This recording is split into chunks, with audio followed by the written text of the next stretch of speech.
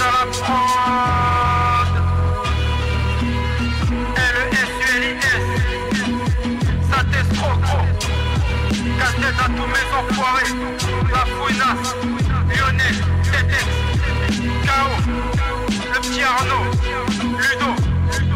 Ok. Et tous ceux qui ont oublié aussi. Ok. Ça fait. Nouvelle apparition crime, vécu de non-stop de ma gosse. Trop fier comme aussi, c'est sûr de mon gosse. Avant et comme aujourd'hui, des bails se concoctent. Rappelle-toi de qui c'est qui braque la serrure de ton coffre. La case dédiée à des ligues, garde la pêche. Hey, je crois qu'il faudrait écrire le 2N dans le bécherel.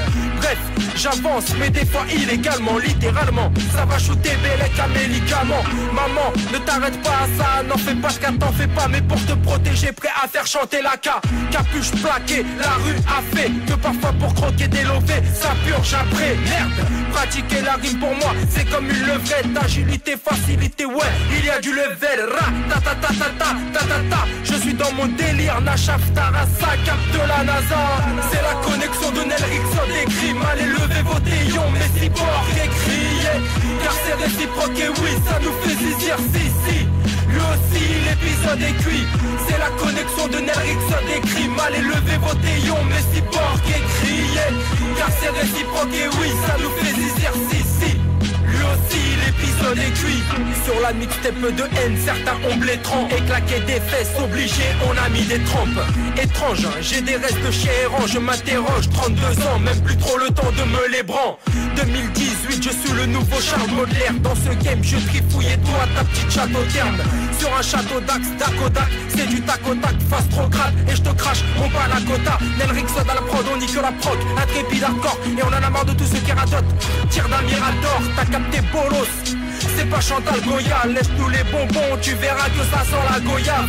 Dans la gova à l'époque, ça se décalait, débarré, décalqué, rappé, déphrasé, un peu déphasé. À l'arrêt de bus de Saint-Estro gang, ça c'est un tesco j'aime, y'avait plein de phénomènes, aïe. C'est la connexion de Nel Rickson des crimes, allez levez vos déions, mes cyborgs et criez. Car c'est réciproque et oui, ça nous fait zizir, si. Lui aussi, l'épisode est cuit. C'est la connexion de Nel Rickson des crimes. Allez, levez vos déions, mes cyborgs et criez. Car c'est réciproque et oui, ça nous fait zizir, si. Lui aussi, l'épisode est cuit. Je vais finir en beauté sur ce troisième couplet. Allez-y, restez goûter, souper, ça va découper. Ça fait plus de 10 piges que j'ai fait péter la soupape. Et de mon passé, je suis coupable, m'en fous si tu valides ou pas. C'est vrai que j'ai fait 2-3 coups bas, Serra Libre et Cuba. J'irai où y'a le bif et tout ça, j'espère, alléluia. Avant le mal était sans limite, c'était gratos. Ray, j'ai arpenté la street avec ma desperados. Mais là c'est fini, j'ai mes marmots, calmos. J'essaie de m'accrocher dans les péchés baraudes. Je suis rodé mais obé, je vais m'occuper, trop se buter. Je t'ai procuré l'odé, va dire ça au curé. Purée, je crois que tous les cauchemars et le ton cerné, tu rêves de les fister. Alors vas-y, dors à point fermé. Fais bellec à ton réveil, oui on t'arnaque. Dans nos têtes la vie de rêve, à la Montana. C'est la connexion de Nel Rickson des crimes. Allez levez vos déions, mes cyborgs et criez. Car c'est réciproque et oui, ça nous fait zizir, si. Et bonjour à tous, messieurs, dames, bonjour à tous, les amis, 16h49 avec du retard. Du retard aujourd'hui, j'espère que vous allez bien, que vous êtes en pleine forme, plein badin, full badine comme on dit, que voilà, on est mercredi, c'est 15 octobre, ça commence à puer du cul, il commence à faire froid, on va pas se mentir, il commence à faire froid, mais on est là pour garder la banane, on va le traverser cet hiver, on va le traverser, on aura une plus grande longévité que les gouvernements qui vont se succéder. Nous on est là, on tient la baraque, et ça fait plaisir. J'espère que vous êtes en pleine forme, parce qu'en plus c'est mercredi, à 18h c'est la farce tranquille, on n'aura pas fini l'émission, je vous le dis tout de suite, il va falloir mettre la farce tranquille un peu après, parce que là je me fais ma propre concurrence, je veux pas vous entendre, vous restez sur le Juste Bistrot, après vous passez sur la farce tranquille, et après vous devenez taré, on sera voilà sur une forme d'overdose, mais là je vous le dis tout de suite, je reviens à mes premières amours, on va parler bouquin, un bouquin qui risque de vous intéresser, qui est plus que jamais dans le contexte. Je vais vous parler bouquin, retour à l'époque de Let It Be, et j'ai pas mal de choses à vous dire sur ce livre. C'est un livre très politique, La foudre et les cendres. On va parler Emmanuel Macron, on a de l'analyse politique, on va se projeter sur 2027, vous allez voir, ça va être du miel. C'est une séquence mellifère, si j'ose dire. Là, tu vois, il y a des termes qui se rapporte à l'univers des abeilles. Voilà, les abeilles qu'on embrasse, évidemment, les abeilles bzz, bzz, comme on dit chez elles. Donc, on a pas mal de choses. On a pas mal de choses, les copains, aujourd'hui. On va reparler de l'affaire Gérard Miller. Je voulais vous parler de ça aussi. On va parler de Dieudonné. On va parler de Dieudonné parce que là, je commence à en avoir plein le fiac. Il se passe des choses qui sont quand même complètement dingos. On va parler de Dieudonné. On a plein de choses. On a plein de choses aujourd'hui. J'espère que ça va. Avant toute chose, j'espère que vous êtes en forme. Dites-moi un peu, les copains là sur Twitch, sur Facebook, sur TikTok, sur Twitter. Voilà, allez-y. Sur TikTok, vous mettez les cœurs, on m'a dit. Faut mettre les cœurs. Faut tapoter l'écran. Faut tapoter un peu comme des cons, en fait. Si, je suis obligé de vous le dire. Vous tapotez, et après, c'est bon. Après, c'est gagné. Vous envoyez des roses, vous envoyez des trésors, vous envoyez des fours à bois, des raclettes, des demi-meules. Envoyez des meules, c'est très bien, les meules.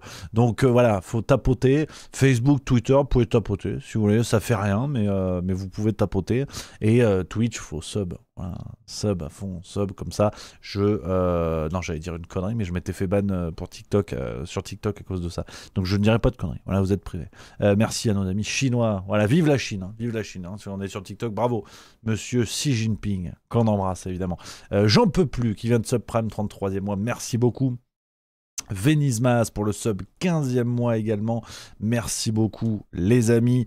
Voilà, il y a Titi 3180 qui met les cœurs dans le chat Twitch et ça c'est pas mal. Il dit comme ça c'est bon, allez, c'est bon, je prends, ça fait plaisir. On met du cœur, on met de la beauté dans ce monde, bien triste monde, hein, un bien triste monde. Voilà, hein, voilà, regarde, tac, voilà. Là je suis cadré, là je suis impeccable. Je suis impeccable. Parce que je sentais qu'il y avait un problème de cadrage. J'avais la gueule à Elisabeth Borne. Là, on est nickel. Là, il se passe quelque chose. Salut à Massan3466 qui dit « Salut Rémi, au repos depuis 2 jours car le week-end dernier, j'ai fait une grosse compétition de badminton. » Alors, attends, effectivement, t'as envoyé fort. Est-ce que tu l'as gagné, cette compète ? Est-ce que tu l'as gagné, hein ? Attention, bois pas trop avant d'aller faire du sport quand tu prends le volant. Par rapport au badminton. Voilà. Nico Razon 64700 qui dit tu as les yeux vitreux. Je suis à 3 grammes actuellement. Je suis complètement ivre mort. Non, pas du tout. Pas du tout. J'ai bien dormi hier vélo. Je suis en forme. J'ai mangé du poulet et des patates à midi. Donc je suis vraiment le roi du pétrole. Franchement, je suis au top. Vraiment, j'ai rarement été autant au top. Ça, c'est vrai que c'est quelque chose. Il n'y a pas un jingle van foireuse dit dans ton milieu, ça ce serait une bonne idée. Un petit jingle là en mode une boîte à bruit comme on dit, un peu comme Aurore Berger, ça pourrait être pas mal. On va réfléchir techniquement à mettre ça en place. Marie Ronceret qui dit non en vrai ça va, tu as bonne mine. Voilà, les gens connaissent. Coconuts R34 qui dit tarte au maroilles ce midi je digère, ça c'est bon. Mon padré qui est du nord de la France, j'en ai mangé des tartes au maroilles. Oh là là, on se construit pas un physique comme ça tout seul, hein. C'est du travail, c'est de l'opiniâtreté, c'est du beurre salé surtout, c'est beaucoup de beurre salé sur la tarte au maroilles parce que ça ne suffit pas. La tradition dans la famille, la grand-mère faisait déjà ça, tu te bricoles une tarte au maroilles, alors on va tout de suite tordre le cou à un lapin, si on veut faire un lapin au pruneau, parce que c'est très bon, mais c'est pas la recette sur laquelle j'étais. On va tordre le cou à un cliché qui est celui du maroilles, ça pue, donc c'est pas bon. Alors attention, là vous mettez le doigt dans l'œil jusqu'au fiac. Le maroilles, ça sent pas bon, ça c'est vrai. Voilà, ça sent pas bon, mais à manger c'est très très bon, même cru, même le maroilles cru, je vous assure, c'est beaucoup moins fort que ce que ça sent.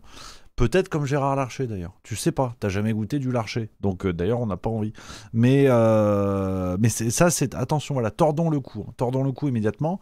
Et la tarte au maroilles, c'est très très bon. Je peux te dire que ça bricole. Et tu me mets un peu de beurre de micelle dessus après. Voilà, tu fais fondre. C'est pas comme ça c'est comme ça qu'on arrive à ce genre de gabarit, hein, ça se fait pas tout seul, hein, tous les épaules de serpent à la Raphaël Glucksmann, ça mange pas de la tarte au maroilles, ça, c'est pas solide, il y a pas d'épaisseur, tu vois à travers. Moi je peux te dire, il est pas né celui qui voit à travers, moi je peux te le dire, il y en a eu du gras, il y en a eu du fromage, il y en a eu de la bricole, donc Voilà, petit conseil gastronomie évidemment. Il y a Yann Mom qui dit salut tout le monde, première fois en direct, mais fidèle du replay sur YouTube, bravo pour ton travail Rémi, merci camarade, merci beaucoup les amis. Montmassan 3466, attention breaking news, badminton qui nous dit j'ai fait demi-finaliste en simple et en double, j'ai fait 4e sur 6, mais la poule était tellement serrée qu'on aurait pu finir premier aussi. Ouais, ça c'est un discours de quelqu'un qui a pas fini premier. La prochaine fois, tu finis premier. Et la poule, tu l'éclates. Voilà, jour noir pour les gallinacés. Tu vas me l'éclater, cette poule, à la prochaine complète. Je te le dis. Je suis Brad Pitt dans Le Stratège. Vous l'avez peut-être vu, ce film. Ou Gérard Lanvin dans 3-0, avec Laurent Deutsch. Vous l'avez peut-être vu aussi, ce film. Tu vas me la gagner, cette compète. Parce que t'es un gagnant. D'accord ? Je veux plus t'entendre, oui, j'ai mal aux jambes, je sais pas quoi. Tu vas me taper dans ce volant, on va y arriver. Hein ? Voilà, manie bien ton volant, tu t'en sortiras. C'est Pierre Palmade qui disait ça. Merci à Hermunos pour le subprime, 22e mois. Il y a mon Bigna Polo que j'embrasse, j'espère que tu vas bien mon camarade, qui dit et si tu aimes Rémi, il y a encore mieux que le maroilles, le vieux Lille. Je connais, j'aime plutôt bien, dans le nord de la France. La spécialité de mon père, mon père mangeait ça, enfin il le mange toujours d'ailleurs. Enfin on est loin quand il fait ça, parce que maintenant il y a une question presque de chimie nucléaire, c'est la boulette d'Avenne. Alors je vais vous montrer à quoi ça ressemble. On commence avec les fromages et après on va finir sur la politique. Vous allez voir, c'est une émission aujourd'hui. Ceux qui connaissent pas, vous allez passer un grand moment. C'est le Juste Bistrot, ça part dans tous les sens. Regardez-moi ce truc. Tac. Ça, c'est la boulette d'Avenne. Voilà. Donc, c'est-à-dire, la légende raconte qu'à Tchernobyl, ils auraient déclaré on préfère le nucléaire que la boulette d'Avenne. Alors, je ne sais pas comment on dit en ukrainien, mais ils ont dit, franchement, c'est abusé. À Fukushima, ils ont dit, franchement, c'est abusé la boulette d'Avenne. Parce que vraiment, c'est agressif. Je vais vous raconter comment c'est fait. Sur la page Wikipédia. Voilà.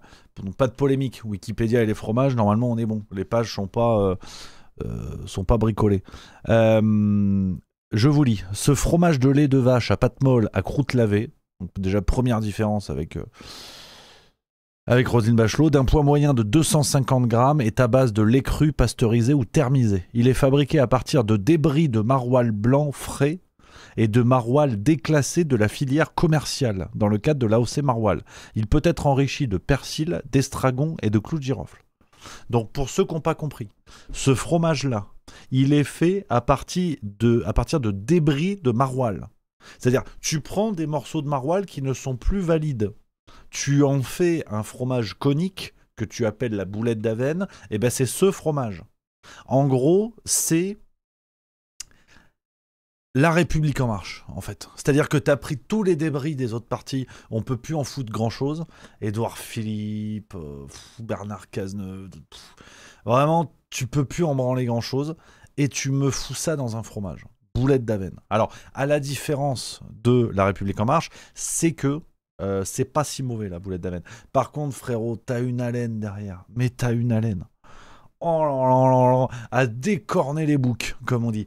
T'as une haleine, mon pauvre. Moi, j'ai croisé des chicots. Une fois, j'ai mangé ça. J'étais avec mon daron, il m'a fait goûter. Il m'a dit, tu veux goûter? J'ai dit, non, je préfère vivre. Il m'a dit, goûte. J'ai dit, bon, j'ai goûté, pas le choix. J'ai vu mes chicots, 4. Je les ai croisés. Elles avaient un baluchon. Elles ont dit, nous, on se tire. On n'en peut plus. Déjà, tu nous fous des andouillettes dans le bec, des trucs insupportables. Boulette d'Avenne. J'ai 2 canines et 2 molaires. Jean-Yves, qu'elle s'appelait ma molaire. Elle a dit, je m'en vais. J'en ai marre. Ça suffit, tu manges n'importe quoi. On a 2 voisins qui ont eu des caries la semaine dernière. On en a plein le cul. On en a plein. Alors, plein l'émail, parce que c'est des dents. Voilà, tout le monde n'a pas le même corps. Et elles se sont barrées. Je me suis retrouvé 4 chicots en moins à cause de ce fromage de débris qui est finalement, qui est au fromage ce que La République en marche est à la politique. Un ramassis de débris qu'on ne peut plus utiliser ailleurs. Tu vois. Et ça, c'est l'esprit Juste Bistrot. Ceux qui déboulent et qui se disent qu'est-ce que c'est que cette émission où on ne comprend pas ce qui se passe. Ça part dans tous les sens. Il n'y a aucune cohérence. Ben, vous avez vu que si, en fait. Toujours cette capacité à rebondir sur mes pattes. C'est mon côté chat. Alors, chat de canapé. Hein. Évidemment, je n'ai pas vu une souris depuis depuis octobre, hein, je te le dis. On a quoi d'autre dans les messages? Il y a un message gentil, ça fait plaisir. Mon Massan 3466 qui dit: j'espère, je souhaite gagner une compétition, t'inquiète, tu me fumes avec tes jeux de mots. Ah, on rigole, écoute, c'est un métier. Wayne 833 qui dit: j'ai bien aimé le sketch que tu as balancé sur YouTube. Thanks. THX, ça veut dire thanks you. On voit que le spectacle a évolué un peu avec les news. Le spectacle a beaucoup évolué. Je vais pas vous mentir. Et il va continuer d'évoluer. Rendez-vous la semaine prochaine. Il y a des annonces. Il y a des annonces qui arrivent sur le spectacle Zinzin, les amis. On n'est qu'au début de l'aventure.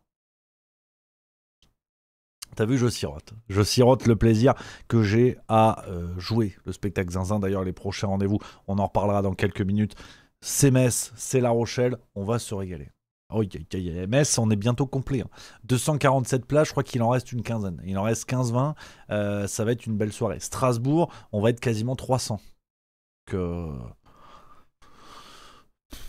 ça va chier. Et puis 300 Alsaciens dans une même pièce, normalement, t'appelles ça l'Allemagne. Non, je rigole. Je veux pas de problème avec le... Non, je déconne parce que... Non, après quand tu commences à t'engueuler avec les Alsaciens, après ils vont te balancer des noms de villages, on dirait des insultes en roumain.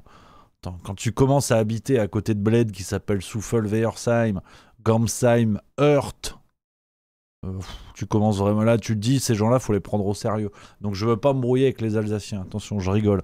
Excusez-moi, c'est pas le bon accent de toute façon. Donc laissez tomber.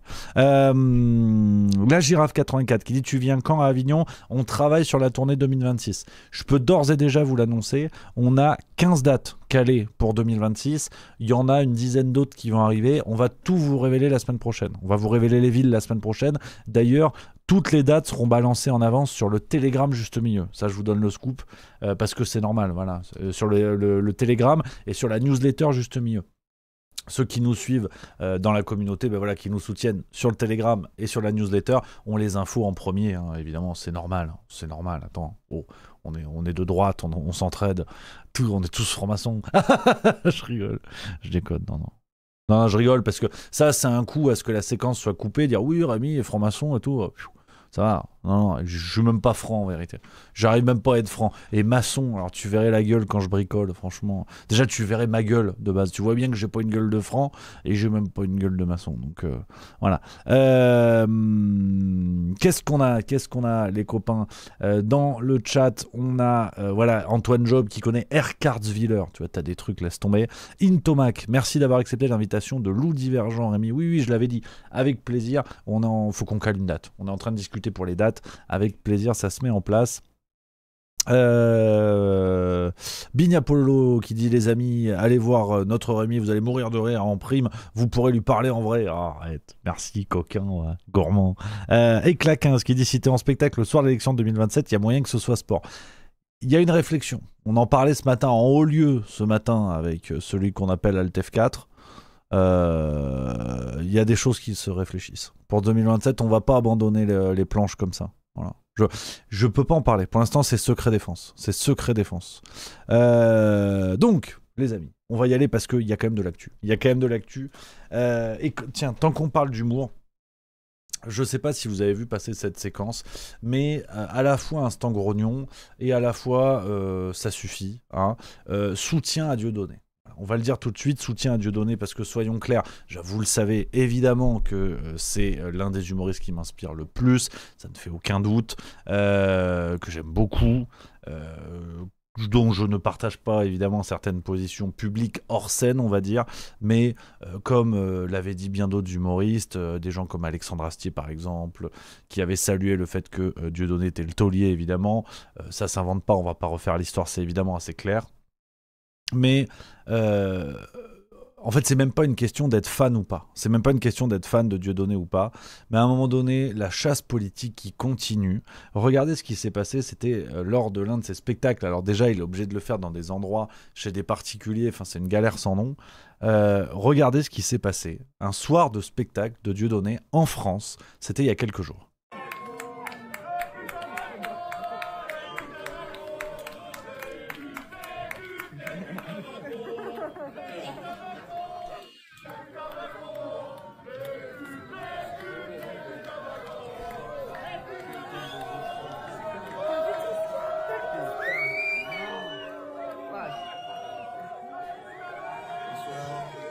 Puis c'est quand même compliqué. Ces images, mes amis, ces images vont faire le tour du monde. Parce que là, j'ai un plan devant moi qui est absolument magnifique.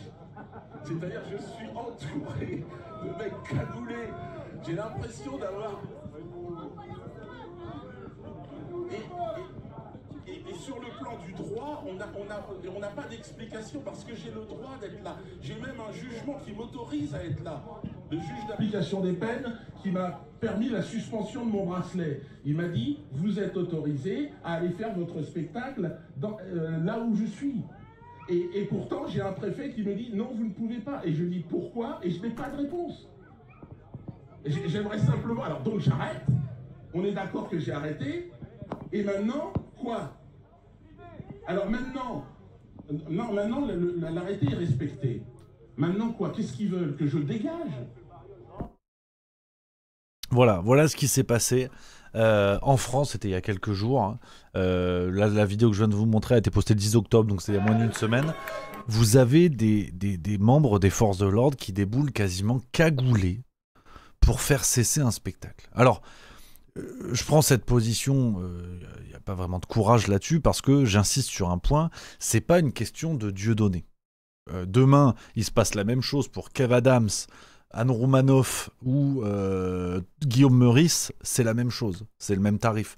C'est-à-dire qu'on ne peut pas permettre ça, on ne peut pas tolérer ça en France, sur le sol français. C'est toujours la même chose, imaginez cette scène en Russie.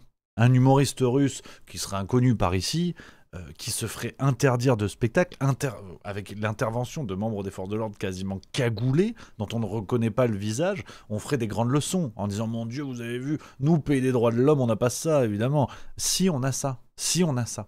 Et donc, je veux bien tout ce qu'on veut sur Dieudonné. On peut lui reprocher plein de choses sur des agissements sur scène, hors scène. On peut lui reprocher énormément de choses. On ne va pas refaire sa carrière. Mais pour moi... se pose l'éternelle question de je suis Charlie, est-ce que c'était une blague ça aussi ou est-ce que c'était sérieux? Et à un moment donné, si on veut condamner Dieudonné pour des propos hors scène qu'on jugerait antisémites, d'incitation à la violence, tout ce que vous voulez, faisons-le hors scène. Mais là vous avez un artiste qui s'exprime, c'est à décorréler, ou si vraiment définitivement on veut le foutre en tôle, qu'on le foute en tôle, mais que ce soit réglé, qu'on fasse pas semblant d'avoir un mec qui est à moitié en liberté déjà avec un bracelet, un truc qui déjà assez dingue, et en plus maintenant mais l'intervention des forces de l'ordre dans des conditions qui n'ont plus de sens et qui même légalement ne semblent même plus être vérifiées. Donc vraiment sur ça, soutien à Dieudonné, je le dis, et c'est pas une question de courage, il faut pas de courage pour dire ça, parce que soutien à un artiste tout bonnement, c'est une question qui est celle de dire, aujourd'hui c'est Dieudonné, soyons clairs, tout le monde s'en branle, parce qu'on estime que c'est bien fait, dans les médias mainstream, dans les hautes sphères, on estime que c'est bien fait. Demain, quand ce sera des humoristes que vous aimez bien ou des humoristes jugés moins polémiques, faudra pas s'étonner. C'est toujours la même chose. C'est le début, c'est le principe de la porte ouverte. Aujourd'hui, c'est sur lui. Demain, regardez avec Guillaume Meurice, par exemple. Guillaume Meurice, vous avez eu sensiblement la même chose. Alors, de manière symbolique, j'entends. C'est évidemment pas les mêmes actes, c'est pas tout ça. Mais Guillaume Meurice, ça m'a scandalisé exactement de la même manière. À l'époque, déjà, je vous l'avais dit, quand il s'est fait dégager de France Inter pour une blague sur le prépuce de Netanyahou, c'était exactement la même dynamique. De dire, en France, il y a des sujets sur lesquels on ne peut pas aller. Il y a des sujets qui vous valent ce genre de choses. Guillaume Meurice s'en sort bien parce que derrière, il se retrouve sur Radio Nova avec un milliardaire comme Mathieu Pigasse qui garde du pognon et qui finance un peu le bordel. Donc ça va, il continue à tenir. Mais regardez une Blanche Gardin qui a eu des propos sur Israël. Blanche Gardin, elle est foutue aujourd'hui. Elle l'a dit dans la presse. Il y a des contrats de films qui ont été cassés. Elle avait signé des contrats. Donc, à un moment donné, c'est ça qu'il faut mettre sur la table. C'est bien d'inviter Dieudonné pour faire des vues et lui faire répéter 150 fois les mêmes choses. Je ne l'ai jamais fait sur Juste Milieu. Et très honnêtement, si un jour j'ai la chance de rencontrer Dieudonné, ce serait pour parler d'humour. En tant qu'apprenti, c'est surtout ça qui m'intéresse. Le faire venir pour lui dire, alors, qu'il répète 150 fois les mêmes trucs, c'est pas vraiment intéressant. Donc, le sujet n'est même pas là. C'est pas une question de Dieudonné en tant qu'individu. C'est une question de... On est Charlie jusqu'à quand? Parce qu'à un moment donné, les histoires de Dieudonné sur des vannes d'il y a 10 ans, quand Manuel Valls était en croisade contre lui, qu'on a eu un ministre de l'Intérieur qui s'est mobilisé contre un humoriste. Je ne sais pas si on se rend compte du délire. Et après, la France, on va faire des leçons de morale à des pays du monde entier en disant « Regardez-nous, pays des droits de l'homme ». Ça devient un peu compliqué. Ça devient vraiment compliqué. Donc, c'est pas une question de Dieudonné, j'insiste là-dessus. Ça me semble important à visibiliser, ça me semble important de dire ça. En tant qu'aussi apprenti humoriste, voilà, soyons clairs, j'aimerais pas que ça m'arrive. J'aimerais pas que ça m'arrive. Donc, il y a presque une question plus de paroisse, la paroisse des humoristes. Alors, je suis pas du tout dans la même, je boxe pas dans la même catégorie, c'est bien certain. Mais demain, il se passe la même chose sur Guillermo Guise, sur Franjo, sur je ne sais quel humoriste. En réalité, on s'en fout. Muriel Robin. Je pense que c'est important de le dire. C'est important de rappeler que c'est pas normal et qu'on ne peut pas normaliser ça parce que demain, il y aura peut-être un choix plus large qui sera fait. Et on aura normalisé tout ça. Donc je trouve que c'est très inquiétant et je trouve ça important de le dire. Voilà, je voulais vous parler de ça, les amis, et qui plus est, à l'approche d'un contexte électoral. Voilà, attention à ne pas normaliser ce genre de choses, c'est une atteinte gravissime à la liberté d'expression et voilà, restons bien attentifs et vigilants par rapport à tout ça. Il y en a un, alors qu'on n'a pas vraiment interdit d'antenne, on l'entend plus. Je voulais revenir un petit peu sur cette affaire, vous le savez, ce genre d'affaires hein, qui font les gros titres, mais qui disparaissent assez rapidement. Chez Juste Milieu, on aime bien garder les sujets, ne pas arrêter d'en parler quand ça fait plus le buzz, entre guillemets.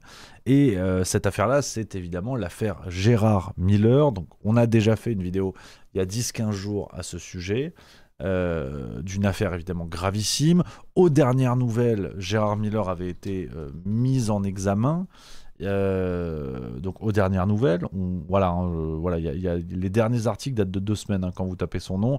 Gérard Miller mis en examen pour des viols et agressions sexuelles sur plusieurs femmes entre 2000 et 2020.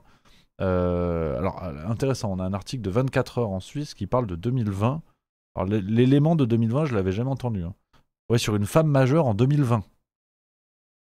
Bah attends, alors ça je vous avoue que malgré le fait que j'ai suivi le dossier, enfin pas comme policier, hein, suivi le dossier comme spectateur, l'élément 2020, tu vois là c'est un autre média suisse qui en parle de 2020. Ben alors je fais encore une découverte en direct avec vous. Déjà la dernière fois j'avais appris qu'il avait été mis en examen en direct. Et l'élément 2020 on le retrouve pas. Je l'ai jamais croisé dans un article français. Alors là Sud-Ouest il y a 2 semaines si. Ça c'est bien. Ouais, la dépêche aussi. Ça c'est bien. Et tu vois, c'est fou parce que alors, je vous fais la démonstration en direct. Je découvre avec vous. Hein. Je découvre avec vous les amis quelque chose que je trouve assez intéressant. Voilà, il y a 2000 et 2020 pour le Figaro. Non, ça va, c'est quand même majoritairement repris. Parce que cet article d'Europe 1 pour le coup parle de. Ah oui, non, ça va. Il y a des agressions sexuelles sur une femme en 2019 et 2020. Non, c'est bon, tout va bien. L'élément est relayé. Donc c'est dire à quel point c'est grave. On a des faits d'ailleurs qui ne sont pas prescrits. Donc l'affaire Miller est même presque plus grave que prévu parce que certains faits ne sont pas prescrits. Donc cette affaire Gérard Miller, moi j'ai vraiment très envie en fait de continuer à en parler parce que je trouve que c'est le genre de sujet qu'on oublie un petit peu trop vite. Parce que comme on a déjà dit plein de fois, Gérard Miller n'était pas tout seul. Et il est le visage d'un système qui était articulé notamment autour de lui. Donc il y a évidemment des faits de complicité, il y a évidemment des gens qui ont gardé le silence alors qu'ils savaient très bien ce qui était en train de se jouer. Et curieusement, quand il y a des logiques de réseau, enfin pas de réseau pour le coup, quand il y a des logiques de complicité, de silence volontaire, ces affaires disparaissent très vite. Elles disparaissent très très vite. Tu vois, Morandini, ça disparaît très vite. Miller, ça disparaît très vite. Matzneff, ça disparaît très vite. Par contre, Mazan, ça on t'en parle pendant des plombes. Et les gens sont même pas connus. Bon, dites-vous, hein, en plus c'est des gens lambda, c'est des prolos. Hein. Et là les prolos on peut y aller. Alors je vais pas vous refaire tout mon pitch, on en a déjà parlé de tout ça. Mais aujourd'hui je voulais rappeler quand même quelques antécédents. Avant l'explosion de l'affaire Gérard Miller, je voulais en parler parce que pour vous dire à quel point le système Gérard Miller était vaste, c'est que Aujourd'hui, on n'entend vraiment plus personne, alors qu'il y a plein de gens qu'on devrait peut-être entendre pour exprimer leur distance, exprimer les distances qu'ils veulent prendre désormais avec Gérard Miller. Je ne suis pas en train de vous dire que tous ceux qui ont bossé avec lui, que ce soit dans les médias, dans la politique ou autre, je ne suis pas en train de vous dire que tous ceux qui ont bossé avec lui sont coupables. Il ne faut pas déconner non plus.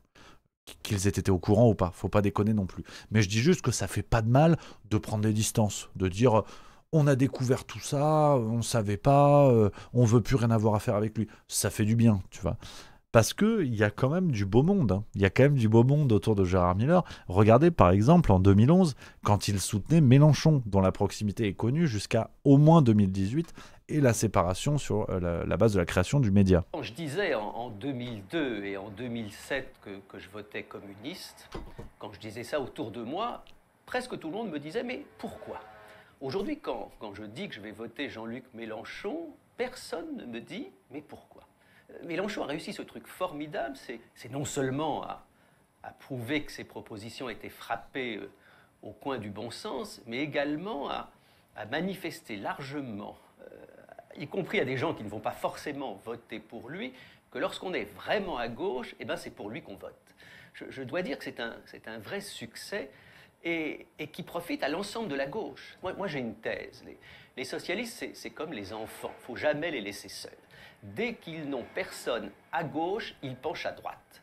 Je suis un légitimiste de gauche, et donc au second tour, je voterai évidemment pour le candidat le mieux placé, mais en tout cas, au premier tour, s'il y a bien quelque chose d'utile à faire, y compris pour nos amis socialistes, c'est de voter pour Mélenchon.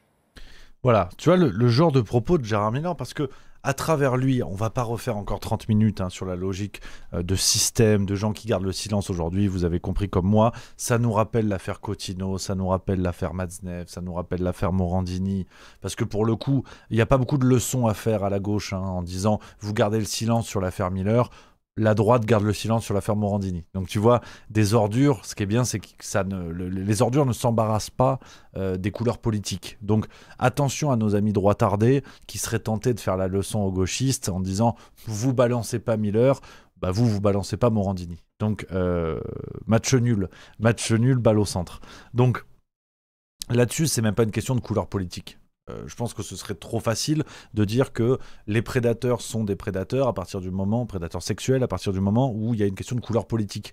Non, on voit bien que l'omerta, le silence volontaire, la complicité existent aujourd'hui aussi bien chez CNews que chez Laurent Ruquier et ceux qui ont bossé avec Miller sur France 2 pendant tant d'années, et y compris du côté de la France Insoumise.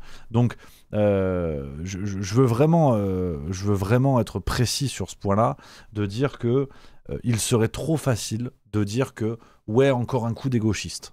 N'oublions pas la pédocriminalité d'extrême droite, n'oublions pas l'entourage de Gabriel Matzneff qui n'était pas seulement constitué de gens de gauche et d'extrême gauche. N'oublions pas tout ça, parce que sinon, ça réduit le débat de la lutte contre les violences sexuelles, qu'elles soient pédocriminelles ou non. Tout ce large débat, beaucoup trop grave, beaucoup trop important, ça réduit ce débat à des couleurs politiques. Et je trouverais ça vraiment dommage, parce que ça mettrait à l'ombre en fait l'importance de ce combat sous des questions d'ordre politique, d'ordre idéologique. Donc n'oublions pas ça. Tous ceux qui sont tentés de dire Miller encore un gauchiste, si vous regardez CNews à 10h30 que vous voyez Morandini, vous avez un prédateur sexuel à l'antenne et vous le tolérez. Donc ce qui me semble dangereux, ce qui pour moi doit être dénoncé, c'est la présence hors des barreaux, hors des prisons, de prédateurs, que ce soit de Miller à Morandini. Et la politique n'a rien à voir là-dedans, c'est plutôt le silence de tout un système qui, à partir du moment où il se protège, à partir du moment où il est dans l'omerta, ne s'embarrasse plus des questions politiques, c'est juste un système qui se protège, tout simplement. Donc, Miller, pour vous dire quand même de qui on parle, je vous ai retrouvé quelques extraits de l'émission C'est à vous, avec notamment une plaignante qui s'exprime sur le système Gérard Miller, parce que quand on parle de prédateurs sexuels, c'est pas juste pour être dans l'animalisation, vous savez, des débats qu'il y a autour des questions d'agression sexuelle, l'animalisation au sens balance ton porc, c'est-à-dire, c'est un débat presque philosophique, on pourrait réfléchir pendant de longues minutes là-dessus, mais la question des agressions sexuelles dans nos sociétés, notamment occidentales, elle est rapidement décorrélée. C'est-à-dire que rapidement, on fait un pas de côté en animalisant la chose. C'est-à-dire que balance ton porc, ça a animalisé l'homme au sens sexuel. Ça a animalisé l'homme de dire l'agresseur, en fait, c'est un porc. Donc, c'est pas vraiment un humain. On peut faire des réflexions là-dessus. Rapidement, ce que je peux vous dire, et que mon avis, là encore, c'est sujet au débat, je trouve que c'est hautement problématique.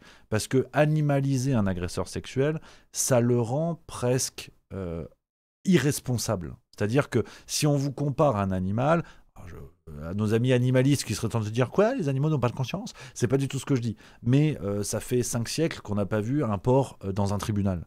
Donc ce que je veux dire par là, c'est que animaliser un agresseur sexuel, c'est déjà l'excuser d'une certaine manière. C'est-à-dire que tu vas expliquer que ok, il a agressé.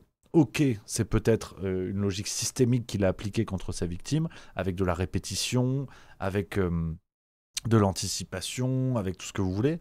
Mais comme c'est un porc, c'est un peu déjà un animal.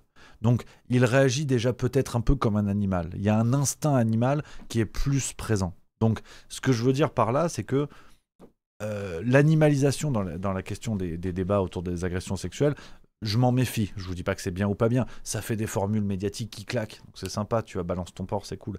Mais c'est un peu la même chose quand on parle de prédateur. Quand on parle de prédateur sexuel, il y a une image qui me semble, voilà, sur laquelle je pense qu'il faut être un petit peu prudent. Pour faire des raisonnements là-dessus, c'est pas forcément très, très important. Mais je partage cette réflexion avec vous pour nourrir le débat. Donc, pour parler de la logique systémique de Gérard Miller, parce qu'on parle, je rappelle, il y a plus de 80 plaintes qui ont été déposées aujourd'hui. J'insiste sur tout ce qu'on s'est déjà dit, mais en fait, je ne comprends même pas comment cette affaire ne continue pas de faire les gros titres tant que ce monsieur n'est pas hors d'état de nuire. Donc, regardez un témoignage, hein, c'était dans C'est dans l'air, le 3 octobre, pour comprendre les dessous de cette affaire. Il est très... il choisit, il sait choisir, c'est un prédateur né, il sait choisir ses victimes. C'est-à-dire des femmes souvent très jeunes, voire très très jeunes, et qui sont peut-être un peu fascinées par lui, vulnérables. Enfin, il se trompe pas en général. Il fait son marché, il choisit lui. C'est pas une agression sexuelle dans la rue où c'est, j'allais dire, c'est l'occasion qui fait le violeur, où tout d'un coup on est violé dans la rue, comme ça m'est déjà arrivé, moi. Là, c'est beaucoup plus pervers. C'est-à-dire qu'il met en place tout un système d'approche, de mise en confiance, etc. Et c'est ça qui est violent, en fait. C'est que tout d'un coup, on est encore plus vulnérable parce qu'on faisait confiance à la personne qui est en face, quoi. C'est ce que vous vous êtes demandé? Qu'est-ce qui fait de moi une proie? Ah bah oui, on se pose forcément la question, oui. Oui. Et vous avez la réponse? Je pense que... Enfin, j'ai la réponse. Ce que vous dites, c'est un prédateur, il a flairé la proie, c'était ça? Oui, je pense que j'avais une sorte de faiblesse et une sorte d'admiration pour lui. Tout à l'heure, elles disent qu'elles avaient une sorte d'admiration pour lui. Et il en joue de ça. C'est évident. Voilà, donc un peu pour mieux comprendre les coulisses de tout ça, c'est-à-dire que on parle pas de quelqu'un qui n'a pas fait exprès d'agresser une femme 80 fois de suite. Tu vois, ça peut arriver, hein. Tu peux agresser sexuellement une fois, mais pas 80. Hein. Voilà, je vais pas vous faire les 80, puis en plus la vanne n'est pas légère. Mais de quand même bien comprendre la gravité des faits. Et c'est ce qui me révolte sur le silence des médias aujourd'hui, c'est-à-dire que c'est une forme de normalisation. Les mecs nous ont cassé les pieds avec Mazan, à raison, à juste titre, parce que tu peux y aller, c'est du prolo, c'est dans la France profonde, ça tu peux en parler pendant des heures, mais Gérard Miller, l'affaire a duré 5 jours.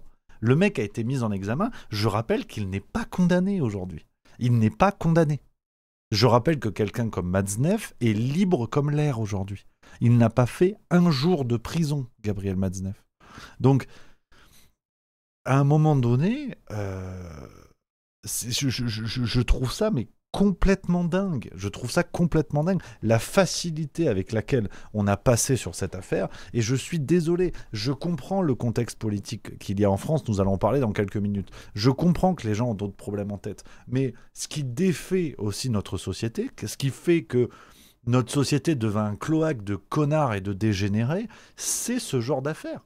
C'est la normalisation de ce genre d'affaires. N'espérez pas relever la France si ce genre d'ordure n'est pas hors d'état de nuire.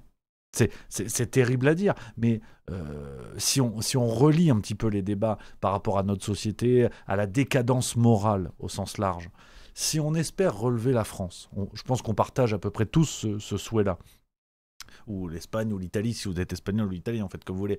Mais là, on est chez juste mieux, par Justo Medio. Si tu espères relever la France, tu vas pas y arriver en laissant hors d'état de nuire ce genre d'ordure. La décadence morale, c'est aussi ça. C'est la normalisation. La décadence morale, ça va d'un président de la République qui a été détourné par sa femme étant mineure, suivez mon regard, à Gérard Miller, dont le traitement de l'affaire dure 4 jours, et en fait on n'en parle pas, parce que ça risquerait de mouiller trop de gens. Pour moi, la décadence morale, c'est tout ça. Je remets un pion sur cette affaire-là, mais Morandini, c'est ça. C'est-à-dire que la normalisation de la présence à l'antenne de quelqu'un comme Morandini, et quand on soulève ce sujet-là, parfois la réponse qu'on vous fait, c'est « Ah ouais, mais en fait, c'est parce que t'en veux à CNews ». Je dis « Mais vous avez rien compris, en fait. Vous avez rien compris. » C'est-à-dire que aujourd'hui, vous avez des gens, pour expliquer de manière simple et dépassionnée le paradoxe, vous avez des gens qui vous disent « Le couple Macron, c'est un scandale ». C'est-à-dire un élève de 14 ans qui se tape sa prof de 39 ans, c'est un détournement de mineur, point. Ok. Par contre, Morandini à l'antenne, bon, ok, il a demandé à des types dans un casting d'envoyer des photos en train de se masturber, bon, des trucs qui sont pas cool. Ok, il a été qualifié de prédateur par le procureur de la République. Ok, il a été condamné en appel avec un aggravement de la peine pour corruption de mineurs, mais bon... il est sur CNews, si on s'en prend à Morandini, c'est qu'on s'en prend à CNews, donc à la France éternelle. Bon, à un moment donné, si vous considérez que c'est normal de critiquer le couple Macron et de tolérer Morandini à l'antenne, parce que, je sais pas, peut-être que comme c'est pas Fourniret, ça passe, je suis désolé. Moi, ça me scandalise. Je considère que j'ai le droit de le dire en tant que citoyen, et je considère que vous pouvez faire tomber Macron, vous pouvez dégager le cornu, vous pouvez faire tout ce que vous voulez.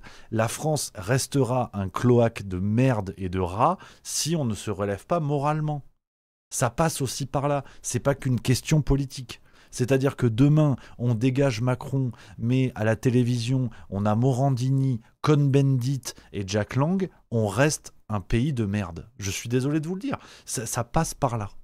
Si on a toujours des prêtres pédophiles dans les églises, c'est une forme de faillite morale. Si on a toujours des agresseurs sexuels, des types qui ont violé, qui ont volé, qui ont menti, si on continue à mettre en avant ce genre de personnes, on restera un pays défaillant. On restera un pays moralement défaillant. Et c'est pas une question politique, c'est pas une question de morale. On est tous d'accord pour dire qu'on ne viole pas des gens. Donc, ceux qui sortent du bois en m'expliquant que « Ouais, mais en fait, si tu dis ça, c'est que tu t'en prends à l'extrême droite. » Mais je vous dis ça de Cohn-Bendit comme de Morandini. Donc, si vous voulez, je m'en fous. Heureusement que la politique n'est pas... heureusement que la lutte contre les agressions sexuelles n'est pas une affaire de politique. Sinon, on est foutu. Donc, j'ai envie de croire en un relèvement de la France, évidemment. Je pense qu'on partage à peu près tout ça. Et chacun y mettra sa solution. Pour certains, c'est la gauche, la droite, le machin. C'est pas le sujet. J'ai envie que la France se relève, mais elle ne se relèvera pas si on n'accepte pas de rehausser les niveaux moraux qui ont été baissés année après année. Donc, pour moi, ça passe par là. Et donc après, quand on vient m'expliquer « Ouais, mais en fait, on va comparer les affaires. Morandini, c'est pas Fourniret. » Moi, je vous réponds que Brigitte Macron non plus, c'est pas Fourniret. Cohn-Bendit non plus, c'est pas Fourniret. Donc dans ce cas-là, si on prend la plus grosse des saloperies comme étalon moral, je peux vous dire que la France, c'est Sodome et Gomorrhe dans 6 mois. Donc, c'est ça qui me pose problème. C'est que on est dans l'illusion d'une France qui se relève parce qu'on a dégagé Macron et qu'on va y mettre Bardella ou Mélenchon ou Knafo ou Glucksmann, vous mettez ce que vous voulez, je m'en fous. C'est ça qui me pose problème. C'est qu'on vit dans l'illusion. Si on n'est pas capable de se dire, en fait, le grand nettoyage va commencer par nos cerveaux, c'est-à-dire de dire, on veut la réinstauration d'une morale. Pour certains, ça va être la morale religieuse, par exemple. Ça peut être la morale catholique. Nos amis catholiques attendent plutôt ça, avant même des questions d'ordre politique. Vous avez des catholiques de gauche, vous avez des catholiques de droite. Pour certains, c'est le chemin de Dieu qui va nous ramener. Alors, ça peut être l'islam, ça peut être le judaïsme, tout ça. En France, historiquement, c'est le catholicisme. Donc, ça peut être cette voie-là. Ça peut être plein d'autres voies. C'est pas tant ça. Mais pour moi, ça commence par là. Si, au nom d'une idéologie, on s'aveugle et on baisse nos critères moraux, pour moi, on n'y arrivera pas. En fait, on ne peut pas y arriver. C'est que les dés sont pipés. Les dés sont pipés d'entrée de jeu. C'est-à-dire que tu ne... Enfin bref, je ne vais pas prendre 14 métaphores, vous avez compris l'idée. Donc, on parlait de Robert Badinter hier. Là, je vais avoir un propos un petit peu rude. Parce que je vous avais dit que j'ai un avis particulier sur la question de la peine de mort. Je vais être très clair avec vous. Pour moi, sur des faits de pédocriminalité avérés, je parle bien de faits avérés, avec des preuves pure et parfaite, c'est-à-dire de manière indubitable. Vous prouvez que quelqu'un a agressé des gosses. Pour moi, là, la peine de mort, je suis désolé, elle a toute sa place. Et c'est pour ça que je regrette que Robert Badinter, qu'on porte au pinacle comme ça, a raison ou pas, chacun a son avis là-dessus, et c'est tout à fait louable. Je considère que Robert Badinter a un peu joué contre les volontés de tout un peuple, et que la peine de mort aurait été... Enfin, l'abolition de la peine de mort aurait été encore plus belle si elle avait été votée par le peuple. Je pense que toutes ces réformes sociétales, à mon avis, doivent passer par un référendum. C'est que mon avis, une fois de plus. Et je crois que, pour parler rapidement de ça, mais on fera une émission où je vous donnerai un avis un peu plus détaillé là-dessus. Je vous dis pas que c'est un bon avis, mais que je puisse le travailler un petit peu plus. Je crois que la peine de mort dans une société est nécessaire, pas pour être appliquée, mais elle est nécessaire dans les cas les plus gravissimes, où les faits sont prouvés de A à Z, et que, si vous voulez, vous avez une suprême sanction qui calme un peu les ardeurs de tout le monde. Parce que dans un pays où vous n'avez pas de suprême sanction, c'est-à-dire qu'en France, même la prison à vie n'existe pas, c'est-à-dire que les peines incompressibles sont quand même très très rares,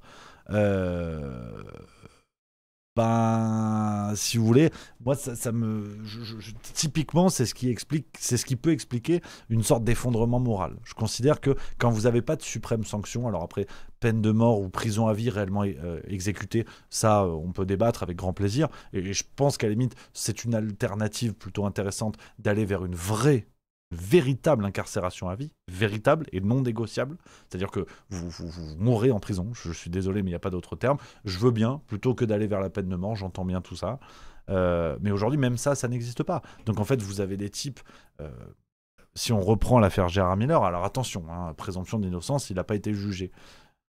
Dans l'hypothèse où il est jugé coupable des 80 plaintes qui ont été déposées contre lui pour agression sexuelle, dites-vous que ce mec-là ne fera pas 30 ans. En plus, il a 70 baloches aujourd'hui. S'il fait 10 ans et qu'il sort après parce qu'il n'est pas en bonne santé, dites-vous bien ça. C'est-à-dire que, malheureusement, mais que ce soit la France ou d'autres pays occidentaux, nous vivons dans des pays où même des gens qui vont être condamnés pour des faits aussi graves vont sortir de prison. Et que ces gens-là se disent « je vais avoir une deuxième chance ». Ou 4, ou 5, ou 12. Donc, c'est ce qui me rend dingue. C'est ce qui me rend dingue avec l'affaire Gérard Miller. C'est ça. Et bref, je ne vais pas faire 2 heures là-dessus. Ça fait déjà 30 minutes. Mais je voulais vous partager mes réflexions. Je prends vos commentaires dans le chat avant d'enchaîner sur le gros sujet du soir. On va parler bouquins. Il y a pas mal de choses à dire. On va aller sur la politique aujourd'hui. Dites-moi dans le chat tout ce que vous en pensez sur ces sujets-là. Jebin qui dit « Je suis encore pire que toi sur les pédos avérés, mon Rémi. Pas de prison pour ces gens-là. Kunjun 73, c'est très rare que je ne sois pas d'accord avec toi, mais sur ce coup-là, d'un point de vue philosophique, la peine de mort n'est pas justifiable. » C'est intéressant, c'est pour ça que je lis vos messages qui est plein de sons de cloche différents. J'en peux plus. Le max, c'est RCP avec 30 ans de sûreté, dont max 30 ans, mais c'est très rare. Antoine Job, faut insister sur le suicide assisté. J'y reviens la semaine prochaine. L'euthanasie sans limite. Les débats vont revenir sous peu, normalement, si le gouvernement se maintient. Cuire le cul pour des raisons très différentes. Miller, Antoven et Cohen ont réussi à me dégoûter définitivement des Entertainment TV. Titi 3181, dans le monde que nous avons sous les yeux, la perpétuité pour certains devrait être obligatoire. On a quoi d'autre? Après, je vois des gens qui se répondent entre eux. Ça papote beaucoup dans le chat. Mon Hervéro qui dit le problème de la prison à vie, c'est que c'est nous qui payons, effectivement.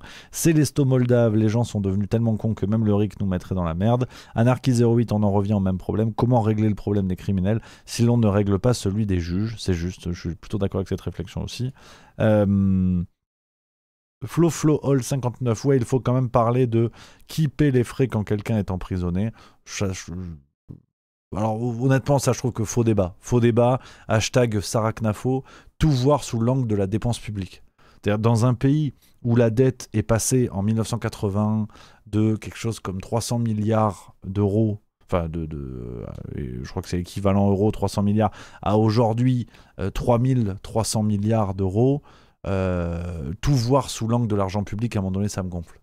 Maintenant, c'est la mode Knafo, c'est le discours Knafo, c'est-à-dire que tout doit être calculé, ça c'est bien, ça c'est pas bien. La taxe Zuckman, qui est censée rapporter 5 milliards, ça c'est rien, enfin on s'en fout parce que 5 milliards c'est pas beaucoup, mais par contre, il faut supprimer l'audiovisuel public pour économiser 4 milliards. Donc, le logiciel Knafo de tout voir sous l'angle de la dépense publique, je trouve que c'est scandaleux. C'est vraiment la pénétration des esprits par le discours néolibéral, c'est-à-dire que l'État est une banque, il y a ce qui rentre, il y a ce qui sort, et ce qui rentre c'est mieux que ce qui sort. Ouais mais merci en fait, merci. Mais c'est-à-dire que si on appliquait ça, l'hôpital public ce serait le désert de Gobi, déjà que c'est pas brillant aujourd'hui.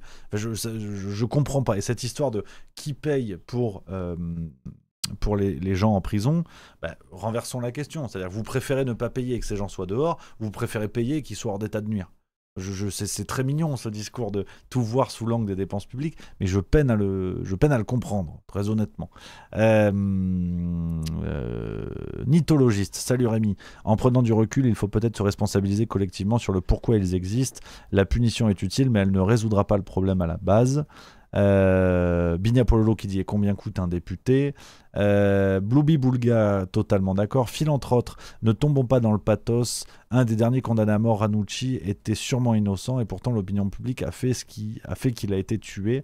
J'en peux plus, perpétuité ok, mais ça devient des lions en cage. Donc il faut aussi changer le système pénitentiaire et là il y a moyen, sinon c'est du 3 étoiles pour ceux qui les gardent. Il y a marqué 3 étoiles, enfin 3 astérisques, joli. Las Coyotes, prison privée comme aux USA, du coup détention très dure et ils les font bosser pour la société. Blue Octopus 0608, il pourrait peut-être travailler. Peut-être, effectivement. C'est un autre débat, on en reparlera avec plaisir. Voilà, c'est le plaisir du Juste Bistrot, c'est que il y a plein de sujets qui s'invitent au milieu des sujets, qui s'invitent au milieu d'autres sujets. C'est ce qu'on aime, c'est la France qu'on aime. Les amis, vous êtes nombreux, vous êtes bientôt 1500 de partout. Facebook, Twitter, TikTok, on tapote, on met les cœurs, faites péter, aidez-nous à nous faire péter dans les algorithmes, à faire monter tout ça parce que là, ça va chier les bulles carrées. On va parler politique, Macron est complètement frappadingue, on va parler d'un bouquin qui en parle, vous le savez, c'est mon plaisir, décortiquer l'actu aussi à travers les livres à l'ancienne. Pour ceux qui me suivaient sur Let It Be à l'époque, entre 2015 et 2020, ça nous rajeunit pas, putain, ça fait 10 ans mon pote, ça fait 10 ans, on retrouve ce plaisir des bouquins, j'aime beaucoup ça, donc allez-y, n'hésitez pas à partager l'émission sur Facebook, sur Twitter, sur TikTok, sur Twitch évidemment. TikTok, vous êtes 126, on fait un super score, je crois qu'on n'a jamais fait ça, donc ça fait plaisir, allez-y à fond pour nous aider si vous aimez bien l'émission, si vous aimez bien le contenu, abonnez-vous de partout, abonnez-vous sur TikTok, abonnez-vous sur Twitch, sur Twitter, sur Facebook, bon vous avez compris l'idée, je le dis mais les gens le font pas, donc après on me dit oui mais Rémi tu radotes à dire abonnez-vous, ben oui mais faites-le, qu'est-ce que tu veux que je te dise, ça suffit maintenant, ça suffit, ça sulfite comme on dit dans le vin, ouais. Tout est pas drôle non plus, mais bon, c'est pas grave. On y va avec le bouquin du moment. Vous en avez peut-être entendu parler, mais comme souvent dans les médias mainstream, vous en avez entendu parler en mal. Aujourd'hui, on parle de ce bouquin de Louis Osalter, La foudre et les cendres, publié aux éditions de l'Observatoire.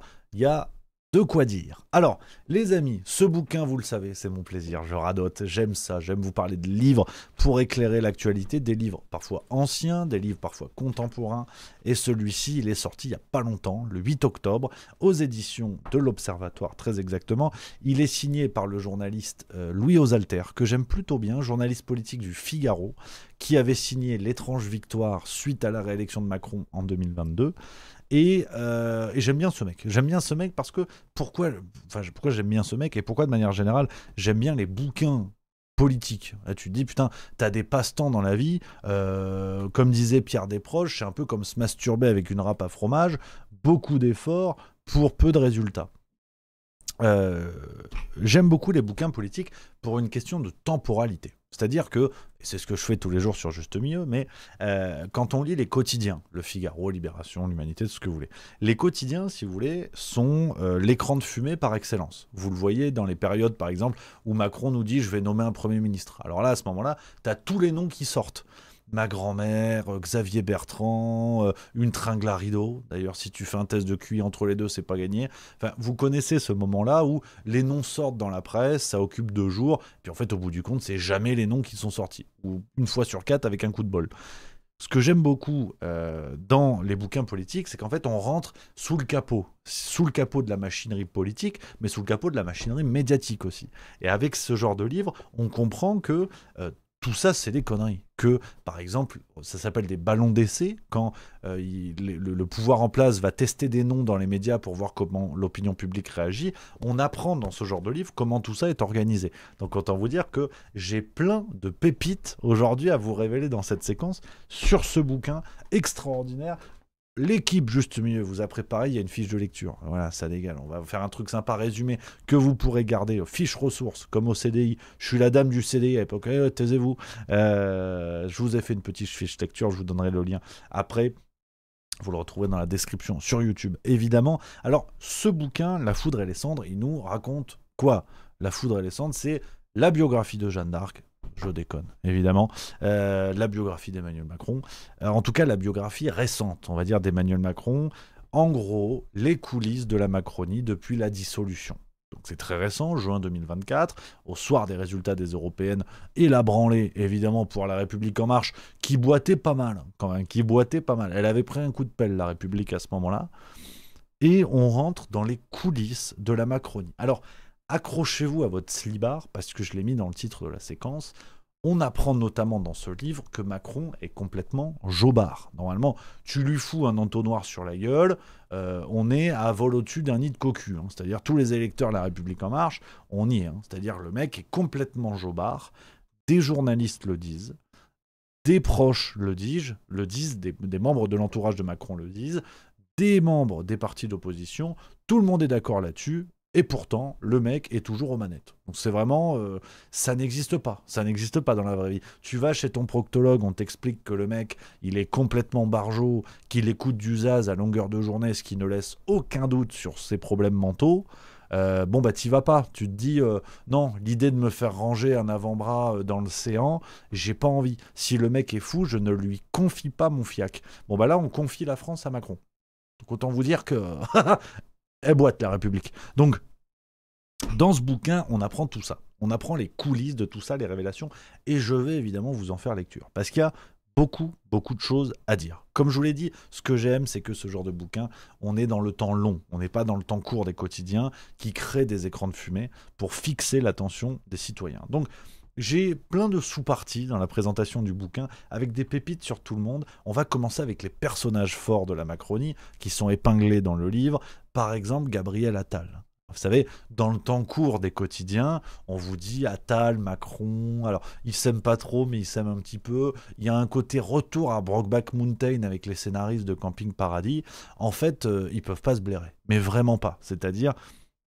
Page 20-21, par exemple, Louis aux Alters nous dit « Avec chacun de ses premiers ministres, si l'on accepte le cas de Jean Castex, la relation de confiance est rapidement érodée, mais avec Attal, c'est pire, elle n'a jamais commencé. » C'est-à-dire que ces deux-là ne peuvent pas se blairer, parce que ce sont les mêmes, c'est-à-dire des arrivistes de première, premiers de la classe, beaux comme tout, des épaules de serpent.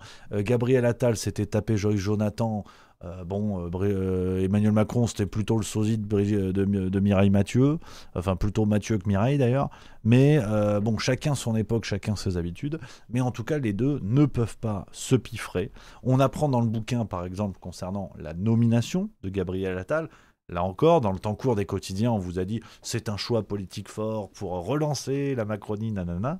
Louis aux Alters nous dit tout simplement: la nomination d'Attal est un coup marketing pour redorer une marque. On remplace la tête de gondole en espérant que le client revienne en rayon. Donc Macron a évidemment gagné du temps avec Attal.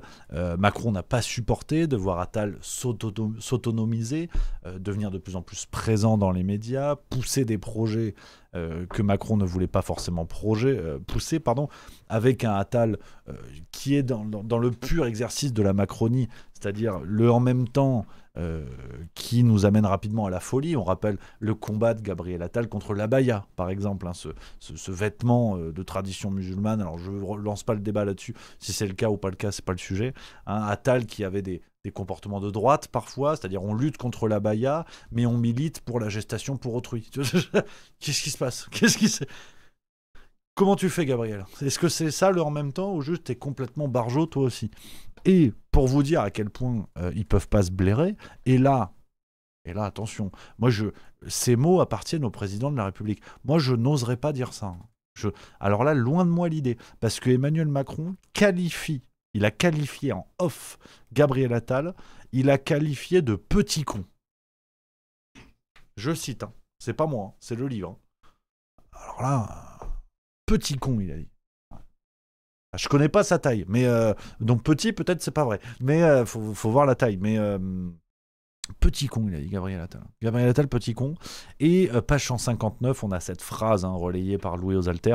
Macron qui dit « Mon seul regret, ce n'est pas la dissolution, c'est d'avoir nommé Gabriel Attal Premier ministre. » Donc, pour vous dire quand même, Macron, alors évidemment, le type tout seul dans son coin, à moitié taré, on y reviendra et on fera une analyse là-dessus. Mais Macron, qui a mis le pays à feu et à sang politiquement avec la dissolution, te dit la dissolution, je m'en cire, comme dirait Brigitte, je m'en bats les couilles, mais par contre, non, nommé Attal, là j'ai abusé, là j'ai fait des conneries. Donc pour vous donner quand même le rapport aux choses. Bayrou, on a dans les autres personnages, pour avancer un petit peu, sur Bayrou, on a quelques petites pépites. Notamment page 120, et Louis Osalter n'est pas tendre. Louis Osalter n'est pas tendre avec Bayrou, je vous lis. Bayrou se voit alors comme un réparateur des erreurs commises depuis 2017, plutôt que comme celui qui vient simplement éteindre la lumière du macronisme. Et puis il se sent prêt. L'avantage d'avoir imaginé pendant 40 ans son arrivée au pouvoir, c'est qu'on a tout en tête quand l'avènement arrive enfin, quitte à ce que la notice soit légèrement périmée. Aux journalistes qui l'interrogent en privé sur le contenu de sa déclaration de politique générale à venir, il répond avoir tout en tête depuis 2007, cette campagne où il s'est vraiment vu président. Donc, t'apprends que, en fait, François Bayrou, quand je faisais la vanne plusieurs fois dans La Farce Tranquille, que je vous disais, Bayrou, c'est le Biden du Béarn. Ben, je croyais pas si bien dire. Bayrou, c'est-à-dire que lui, il est arrivé à l'Élysée, il se disait, il y a encore Vincent Auriol qui dort dans la chambre. Tu vois, il était prêt, le mec. Il était prêt. C'est quelque chose. C'est vraiment quelque chose. On a une autre petite pépite, concernant la politique de Bayrou, pour vous dire que le mec était prêt à toutes les compromissions pour se maintenir. Ces tentatives d'élargir le spectre au centre-gauche n'aboutissent pas. C'est en vain qu'il approche Raphaël Glucksmann, Bernard Cazeneuve, Yannick Jadot ou encore Pierre Moscovici, qu'il aurait bien vu revenir à Bercy. À droite, il garde sans hésiter Bruno Retailleau à l'intérieur et propose le ministère de la Justice à Xavier Bertrand, mais cette nomination capotera. Donc, sur ça, j'y reviendrai à la fin. Je vous proposerai, les amis, quelques éléments d'analyse un petit peu plus larges sur toute la situation, et notamment cette notion de grand gouvernement central qui se dessine. C'est une théorie qui est défendue de longue date par Pierre-Yves Rogeron, qu'on salue et qu'on embrasse. Je reviendrai là-dessus parce qu'il y a beaucoup d'éléments qui vont dans ce sens, et c'est le meilleur moyen de baiser le système, pour être très clair, d'ici 2027. Donc, ça, c'est pour Bayrou. Pour vous dire, quand je vous parle de la différence entre le temps court et le temps long, rappelez-vous ce conclave des retraites que Bayrou voulait faire. Tu sais, il posait des questions aux syndicats sur la question de la réforme des retraites. On discute, on va voir, on va changer ce qu'on peut. En fait, dès le début, et ça fait partie des petites révélations de ce livre et que je suis content de vous partager, dès le début, tout ça était foiré. Dès le début, ça n'était pas sérieux. Louis Osalter nous dit, comme lorsqu'il met sur pied un conclave pour rediscuter de la précédente réforme des retraites, l'opération finira par échouer, mais elle aura permis d'étirer le temps pendant quasiment un semestre. Donc, quand je vous dis qu'il faut regarder tout ça avec du recul, avec la tête froide, et ne pas commenter les événements au jour le jour, c'est pour ce genre de raisons. C'est-à-dire que vous avez des grandes opérations comme ça, où c'est juste pour gagner du temps. Et vous allez voir que le gel de la réforme des retraites, je fais mon pari aujourd'hui, ils vont nous trouver une entourloupe pour éviter de la suspendre jusqu'à 2028. Vous allez voir qu'ils vont trouver une parade. Et tout ça, c'est pour fixer l'attention. Et en vérité, eux, ils ont déjà la tête ailleurs. Ils ont des coups d'avance. Comme dirait Jean-Louis Borloo, ils ont des coups d'avance. Donc, on a ça. Un autre personnage de la Macronie, pour aller vite là-dessus, c'est Braun-Pivet, Yael Braun-Pivet, qui est une Manuel Valls avec un brushing au soir de la dissolution de Macron, alors que c'est le bordel dans le pays et que personne ne comprend ce que Jupiter est en train de branler, même si certains ont des idées. Braun-Pivet négocie avec Macron, je vous lis, c'est page 35. Dans la foulée, il racontera à plusieurs proches la mine stupéfaite que Braun-Pivet s'est proposé comme Premier ministre en guise d'alternative à la dissolution. Donc c'est-à-dire que vous avez une Braun-Pivet, c'est le bordel dans le pays. L'autre, elle est présidente de l'Assemblée nationale. Macron lui dit, je vais faire la dissolution. Et elle te dit, il n'y en a pas 10 des solutions, il y en a une, c'est moi. Qu'est-ce que c'est que ce genre d'arriviste? C'est quoi ces opportunistes de Ligue des Champions, en fait? Vous vous arrêtez quand, les mecs, tu vois? Et donc, Braun-Pivet est la démonstration que les connards en politique, ben, ça peut s'écrire au féminin. Et ça fait plaisir. L'égalité femmes-hommes dans l'arrivisme. Bravo, Madame Braun-Pivet. On arrive sur le sujet clé, le sujet chaud, évidemment. Macron est complètement taré. On va contrebalancer tout ça. C'est le cliffhanger de la vidéo. Il y a un renversement. Là, tu vois, je t'ai amené en te disant Macron est fou. Mais en fait, c'est pas si sûr. C'est pas si sûr. Et c'est ce que je vais tenter de vous démontrer parce que vous le savez, ces derniers temps, il y a beaucoup de gens qui sont montés au créneau. Quelqu'un comme Alain Minc qui a déclaré dans l'Express du 8 octobre « Emmanuel Macron est le pire président de la 5e ». Alain Minc qui est celui qui a fabriqué Macron. Donc, c'est-à-dire, c'est comme si Victor Frankenstein commençait à bifler sa créature. C'est-à-dire que vous avez créé Macron, faut assumer. Non, les mecs vont réussir à retourner leur veste et te dire non, il est complètement taré, il a perdu les pédales. Même Pascal Praud, regardez dans cette séquence, même Pascal Praud a évoqué la santé mentale de Macron. Donc, quand Pascal Praud doute de ta santé mentale, c'est Morandini qui dit que tu abuses avec les stagiaires, tu vois. Ce qui m'ennuie, c'est que dès que tu parles aujourd'hui à des gens importants, des ministres, etc., ce qu'ils disent off d'Emmanuel Macron, et sur ça, je peux le dire, sur sa santé mentale quand même, on en est là. Non, mais ce qu'ils disent de lui... Ouais, je ne vais pas. Moi, je ne le répéterai pas. Non, mais. Tu vois? Donc, déjà, on notera le courage de Pascal Praud qui sait des trucs, mais qui ne les répète pas. Parce que je croyais que sur CNews, on balançait quand on disait des trucs qui dérangeaient le pouvoir. Mais bon, bref, c'est un autre débat. Donc, aujourd'hui, c'est le sujet à la mode. Macron est taré. Et c'est vrai que, je sais pas vous, mais on pouvait s'en douter. Tu vois, c'est comme si aujourd'hui, les journalistes faisaient la une en disant « Putain, Larcher, il est obèse ». On n'avait pas vu, ça fait 20 ans, il a un tour de taille, on dirait le périmètre de la Corse, mais là c'est vrai qu'on a fait gaffe, il est gros. Non, et je dis ça en tant que gros, donc c'est un confrère. Mais là aujourd'hui ils se réveillent tous en disant Macron est dingo, mais pour être sérieux 30 secondes, qu'attendiez-vous sérieusement de quelqu'un qui a épousé la femme qui l'a détourné alors qu'il avait 14 ans? Qu'est-ce qu'on pouvait attendre de ce monsieur, si vous voulez? À part quelqu'un qui, de facto, était instable. Qu'est-ce qu'on pouvait attendre?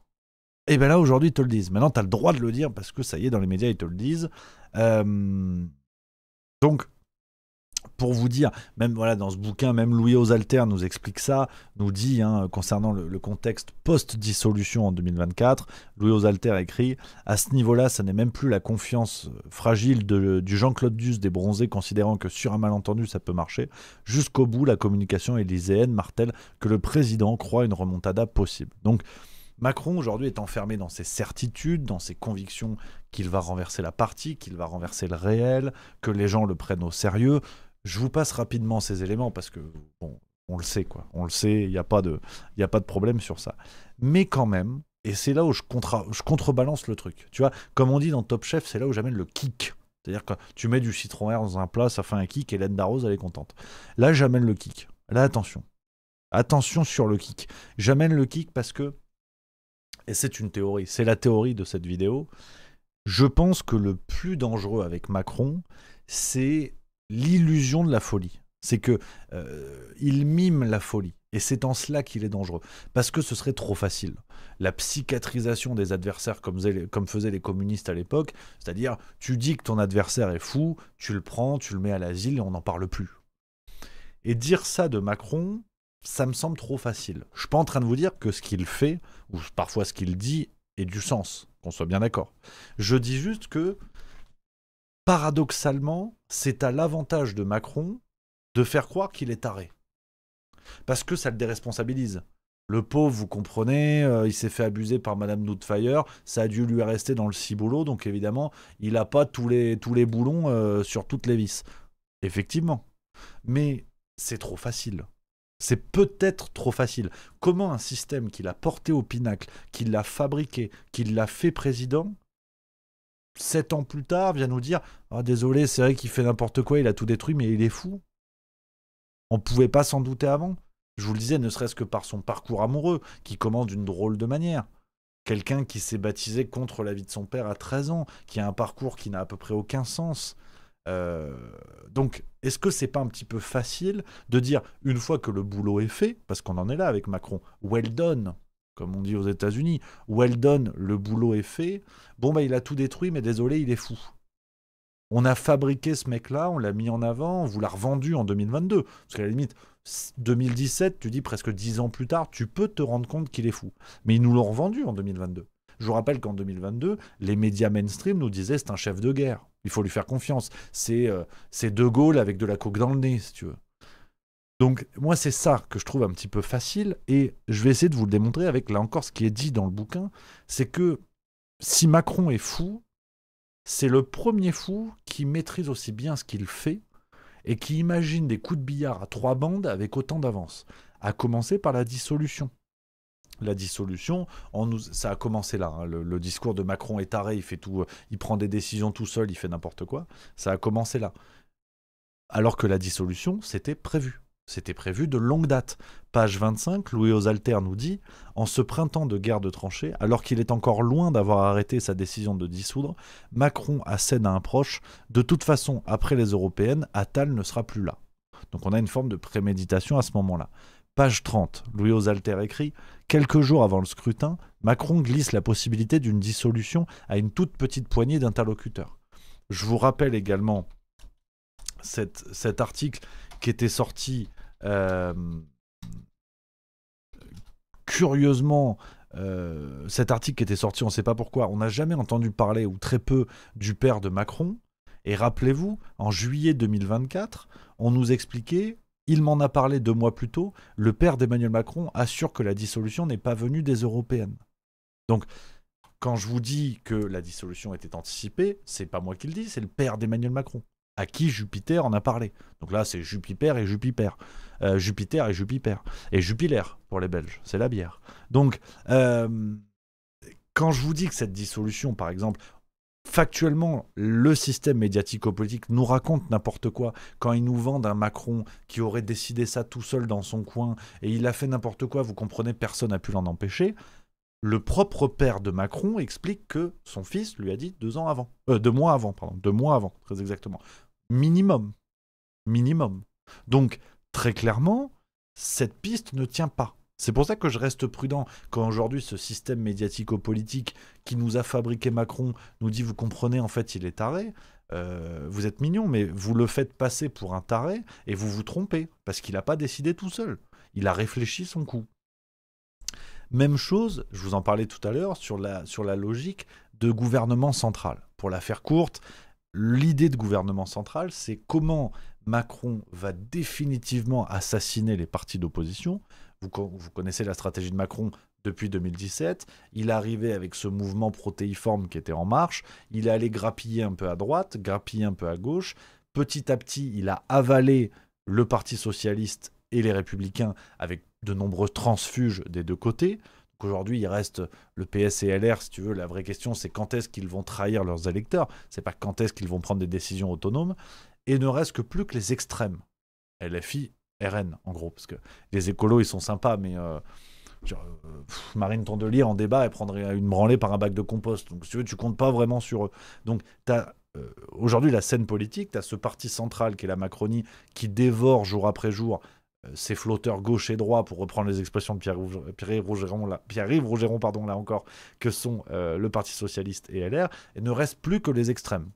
Des partis, et c'est parfait, pour ensuite faire appel au barrage républicain de « on va quand même pas faire gagner les extrêmes ». Sauf qu'il ne reste plus que ça pour espérer une véritable alternative, ou supposée.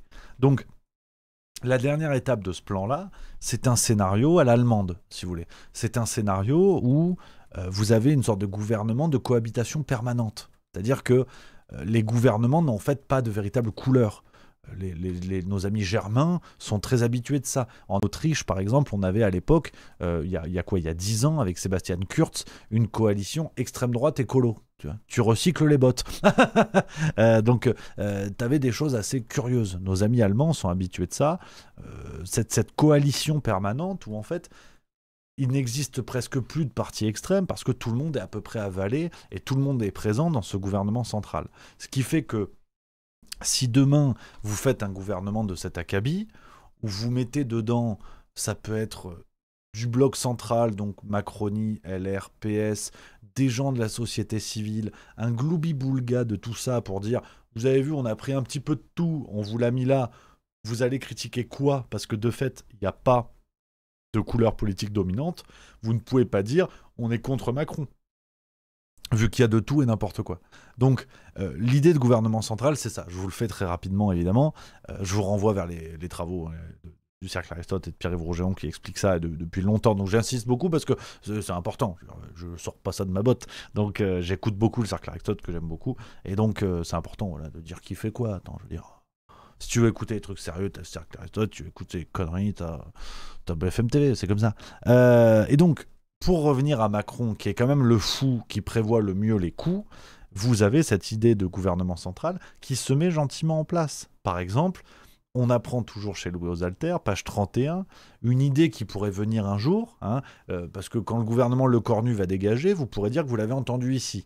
C'est peut-être une piste qui va arriver pour un nouveau Premier ministre. Page 31, Louis aux Alters nous parle d'une idée qui pourrait venir un jour, d'une note qui a été faite à Macron, de confier à 3 anciens premiers ministres le soin de former un gouvernement de bonne volonté autour d'un programme. Les noms qui sont donnés par Louis aux Alters, c'est Borne, Raffarin et Cazeneuve. Donc ça, si ça arrive un jour, vous pourrez dire, vous l'avez entendu chez Juste Milieu. Ça sort du bouquin de Louis aux Alters, évidemment, mais c'est une possibilité. Le gouvernement central, ça ressemble à ça, si vous voulez. C'est une sorte de mélange un peu abstrait, mais qui devient incritiquable parce que justement il est abstrait. C'est-à-dire, c'est comme si vous essayiez d'attraper une poignée d'eau ou une poignée de sable. Tu vas t'opposer à quoi? Parce que c'est un gouvernement qui n'a pas de gueule, qui n'a pas de préhension. Tu peux pas l'attaquer vu que tu sais pas ce que c'est. Le gouvernement central, c'est ça. Donc, le bouquin évoque cette piste.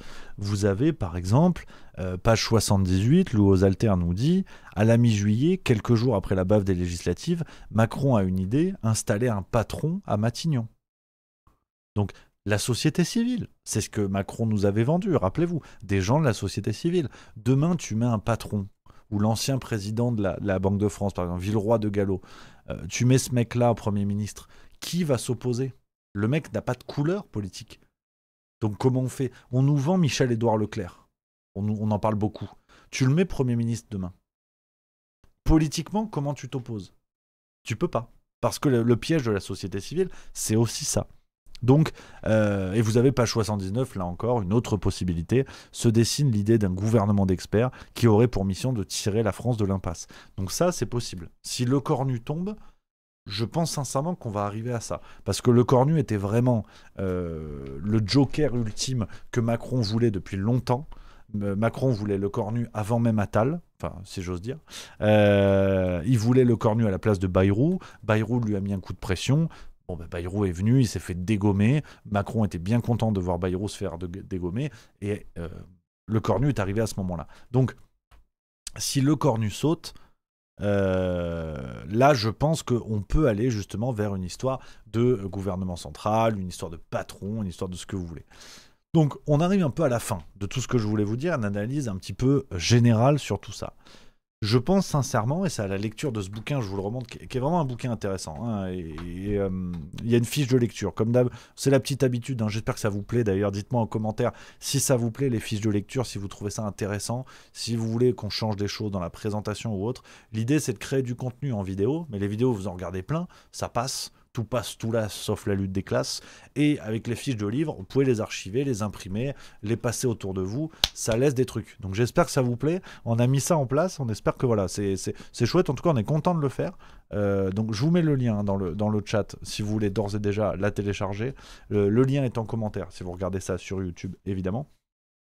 Donc, de manière générale, ce que je peux vous dire, c'est que je pense que la folie de Macron, qu'on nous sort aujourd'hui à toutes les sauces, est, à mon avis, une double connerie. C'est une première connerie dans le sens où, si c'est vrai, vous avez un système médiatico-politique qui est en train de nous expliquer qu'ils reconnaissent que Macron est fou, mais ils le maintiennent en place. Donc, il y a une forme de normalisation de la folie, ce qui n'est pas censé nous rassurer. Je pense qu'on est d'accord là-dessus. Demain, vous confiez les clés de votre bagnole à quelqu'un et on vous explique qu'il est complètement taré, vous gardez le volant. Vous prêtez pas la bagnole. Donc, que notre système se réveille aujourd'hui, je pense que c'est un aveu qui est encore plus grave que lorsqu'il gardait le silence sur la folie de Macron. Parce qu'au moins, il faisait semblant d'y croire. Mais là, ils te le disent. Donc, parti d'opposition, médias, proches de Macron, vous avez une sorte de commun accord qui est en train de se dessiner, où les mecs te disent il est taré, il a perdu les pédales. Et ils le maintiennent en place. Donc, c'est un aveu qui ne me rassure pas. Voilà pourquoi la folie de Macron, en premier lieu, me semble être une connerie. Et le deuxième point, c'est que je ne veux pas y croire, je ne peux pas y croire. Factuellement, Macron serait le premier fou de l'histoire à avoir des agissements politiques aussi raffinés, aussi calculés. Un fou aussi manipulateur, aussi malin. Alors, je ne suis pas psychiatre, évidemment que ça doit exister. Mais je trouve que c'est quand même une drôle de folie que celle de quelqu'un qui réussit ses coups politiques en permanence et qui réussit à se maintenir, quand bien même un système entier souligne sa folie. Un fou à qui on veut bien confier les clés de sa bagnole, c'est que quelque part on lui fait confiance. Quelque part il n'est pas là pour rien. Donc, comme je vous disais tout à l'heure, que ce système se retourne de manière assez soudaine en disant ok, il a un parcours qui faisait qu'on pouvait savoir qu'il était taré depuis le début, mais là aujourd'hui, en une semaine, ça y est, tout le monde se retourne, on a découvert que Macron était fou, je radote pas, je répète pas tout ce que je viens de vous dire, je n'y crois pas. Et je trouve ça même suspect d'essayer de calmer le feu populaire en donnant quelques billes, en disant ouais, on pense comme vous, il est fou, mais en attendant, il est toujours là. Ensuite, et ça c'est mon petit plan, vous connaissez mon analyse là-dessus, mon hypothèse, plus qu'autre chose, mon hypothèse sur 2027, je signe et persiste, on va dire, sur ce plan qui se met en place pour 2027 et qui se déroule à merveille. Avec la destruction des partis historiques. On en a déjà beaucoup parlé, donc je ne vais pas revenir là-dessus en détail. C'est-à-dire des partis historiques qui n'existent plus. Aujourd'hui, le Parti socialiste existe parce qu'ils ont obtenu une suspension de la réforme des retraites. Suspension ne veut pas dire annulation. C'est-à-dire que tu as des mecs qui te disent « on va vous mettre une claque dans la gueule, mais on a négocié pour vous la mettre dans 10 minutes ». Ben merci les mecs. En vrai, vas-y, fous-la maintenant, au moins c'est réglé. Donc le PS, c'est ça aujourd'hui. Et les Républicains, c'est une bataille de chiffonniers permanente entre Laurent Wauquiez et Xavier Bertrand, hein, les Laurel et Hardy de Vinted. Les LR, c'est ça. C'est-à-dire que, tu vois, t'as Rachida Dati, alors il se pose la question, est-ce qu'elle est LR, est-ce qu'elle n'est pas LR? D'ailleurs, pour la petite blague, hein, vous savez quel est le point commun entre Brigitte Macron et Rachida Dati? Elles n'ont pas déclaré leurs bijoux de famille, voilà, ça c'est cadeau. Les LR, c'est devenu ça, si tu veux. Les LR, c'est devenu une bataille de chiffonniers. Qui aura la plus grosse affaire au cul et qui négociera le mieux les prochaines échéances électorales. Donc ça n'a plus aucun poids. En fait, ils sont complètement vendus et soumis à la Macronie. Donc on nous les agite médiatiquement pour faire croire en quelque chose, mais en vérité, il y a bubule. There is bubble. Donc ça, c'est réglé. Pour moi, la destruction des partis historiques est entamée. Macron est en train de définitivement gagner la bataille contre le monde d'avant et ça commence à entamer les partis extrêmes. C'est-à-dire, aujourd'hui, prenez la France insoumise, on sait que la France insoumise va exploser. Mélenchon est en train d'être démonétisé au sein de ses propres rangs. Je rappelle qu'aux dernières législatives, Mélenchon a dû faire une purge dans ses propres rangs. Il a dû dégager des mecs qui n'étaient pas d'accord. Enfin, des gens qui n'étaient pas d'accord. Corbière, Garrido, Autain, on en est là. Donc, les pro-LFI qui te disent Mélenchon, c'est l'espoir. Alors, le mec, dans ses propres rangs, il doit faire des purges pour qu'on y croie encore un peu. Ça en dit long. Et à mon avis, le coup de couteau dans le dos définitif viendra des fameux purgés, si tu veux, de ceux qui vont faire leur propre parti en 2027 pour mettre le Palpatine insoumis définitivement à côté du jeu. Donc la France insoumise, c'est en train d'imploser. Et de l'autre côté du RN, on arrive sur la suite de ma petite théorie là-dessus. Du côté du RN, ils sont en train d'être complètement ringardisés. Complètement ringardisés. Je sens que tu filoches. Prendre un coup d'eau. Je vais saluer ton départ. Merci, je voulais pas vous couper, cher ami. T'inquiète, on se voit la semaine pro. Régale-toi. Avec plaisir. Et puis, je t'écris avec joie. Ciao, ciao. Allez, salut. Allez, ça fait plaisir. Putain, de la bonne humeur avant tout. À la tienne. Et donc voilà, ce que je vous disais, c'est que je pense, concernant le Rassemblement National, qu'ils sont complètement ringardisés par Reconquête, Sarah Knafo et Zemmour, c'est-à-dire que Reconquête déboule et explique... Voilà, l'extrême droite n'a rien fait jusqu'à présent. Nous, on est la vraie extrême droite. Sarah Knafo, elle est jeune, elle est dynamique, elle est sur TikTok. Même Bardella a l'air ringard à côté de Knafo. C'est-à-dire que Reconquête arrive, prend un espace énorme. Il y a tout un aéropage de médias qui se sont mis en place pour accompagner leur ascension. C'est CNews, c'est Frontières, c'est... que ce soit médias alternatifs ou mainstream, tout se met en place pour créer les relais pour 2027, et le RN est en train d'être complètement démonétisé. Un RN qui aujourd'hui, un RN à qui on propose l'union des droites, mais une union des droites qui émane de Reconquête, pas du RN. S'il y a union des droites, aujourd'hui, c'est Reconquête qui en prendrait la tête, d'après ceux qui le demandent. C'est News, Frontières et compagnie. Donc Reconquête, qui est un parti qui fait rien dans les élections. Aux dernières élections, ça fait rien du tout. Alors aujourd'hui, il y a une propagande extraordinaire qui fait que Reconquête va faire des scores. C'est le principe de la propagande électorale. Mais vous voyez que les pôles s'inversent à l'extrême droite. C'est-à-dire que Reconquête devient le dominant. Alors qu'aux dernières élections, Reconquête, c'est Bubule. Ils n'ont pas un seul député français. Ils ont une députée européenne, c'est Sarah Knafo, mais c'est tout. Il y a Bubule. Donc, on est dans la propagande électorale pure. Pour moi, ça valide cette théorie, ça valide cette hypothèse que la démonétisation des partis historiques est claire. Les partis historiques sont en train d'être remplacés par des partis que j'ai appelés des bébés Macron, c'est-à-dire des bébés en marche. Vous savez, ces partis issus du ventre de leur mère. Donc, pour Macron, c'était le PS. Pour Reconquête, on ne sait pas trop d'où ça sort. C'est Zemmour, c'est une création médiatico-politique. Ruffin, ce sera issu du ventre de Mélenchon. Glucksmann, c'est issu du ventre du PS. On a des partis bébés Macron qui se mettent en place, qui ringardisent leurs prédécesseurs et qui prennent la place, tout simplement.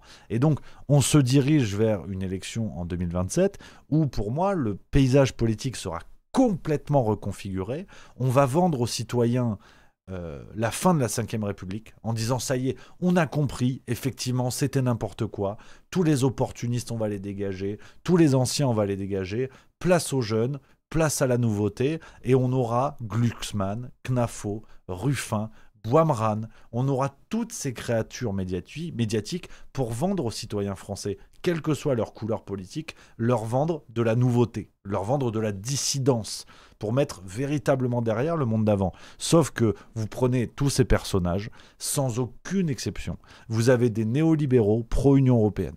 Vous pouvez regarder le problème dans tous les sens. Sarah Knafo, on a beau dire, on a beau faire, on l'a pas entendu parler de Frexit. On va refaire, elle veut changer l'Union européenne de l'intérieur. Vous avez que des néolibéraux pro-Union européenne. Ou s'ils ne sont pas pro, en tout cas, ils ne sont pas anti. Donc, ce qui est très intéressant avec les élections de 2027, c'est que c'est un candidat néolibéral qui va gagner. À l'époque, Onfray disait que chaque élection est remportée par un candidat maastrichtien. Aujourd'hui, on a avancé. Pour moi, vous avez que des néolibéraux. Même les candidats de gauche Glucksmann, Bouamran sont des néolibéraux atlantistes. Voilà, à la limite, néolibéraux atlantistes. Comme ça, on sort de la problématique pro-UE ou anti-UE. Vous avez des néolibéraux atlantistes. Sarah Knafo, qui est une soumise à la ligne Donald Trump, qui est allée applaudir l'élection de Donald Trump, alors que c'est un mec qui veut faire la peau de la France, économiquement. Il veut nous faire la peau, soyons clairs. On n'applaudit pas quelqu'un qui vous veut du mal.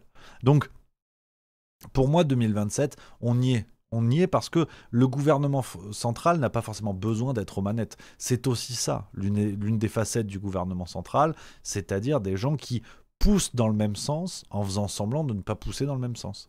Et donc quand vous avez des candidats pour 2027 déclarés ou en passe de l'être qui sont atlantistes, c'est-à-dire soumis, quand je parle d'atlantisme, c'est d'alignement nord-atlantique, donc d'alignement avec les États-Unis qui ont fabriqué le projet européen, comme ça vous avez toute l'affiliation.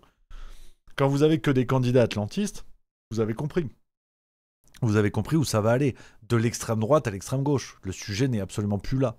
Donc, voilà ce que je pouvais vous dire sur tout ça. Ce bouquin est très intéressant parce que je trouve qu'il décrit des coulisses qui permettent de valider cette hypothèse. Je ne vous dis pas que c'est la vérité absolue. Je vous dis que c'est la théorie que je défends, que je vais défendre pendant longtemps, à mon avis, jusqu'en 2027, à moins d'avoir complètement tort et que le réel me donne tort. Mais pour l'instant, je pense qu'on s'y dirige tout droit. On verra, les amis, tout ce que, si ça valide tout ce que je vous dis ou pas ce soir. Donc, je le redis, La Foudre et les Cendres, si vous voulez lire le livre en entier. Et puis, bien sûr, la fiche de lecture qui est en description de la vidéo et dans les commentaires. N'hésitez pas à commenter d'ailleurs justement pour me donner votre avis sur tout ça, sur ce que vous en pensez. C'est très important, les copains, de débattre. Alors, on passe au chat, on passe aux réflexions. Vous êtes très nombreux, hein, plus de 1700 maintenant. Merci les amis. Envoyez les cœurs sur TikTok, abonnez-vous à fond les copains pour nous aider si vous aimez ce travail.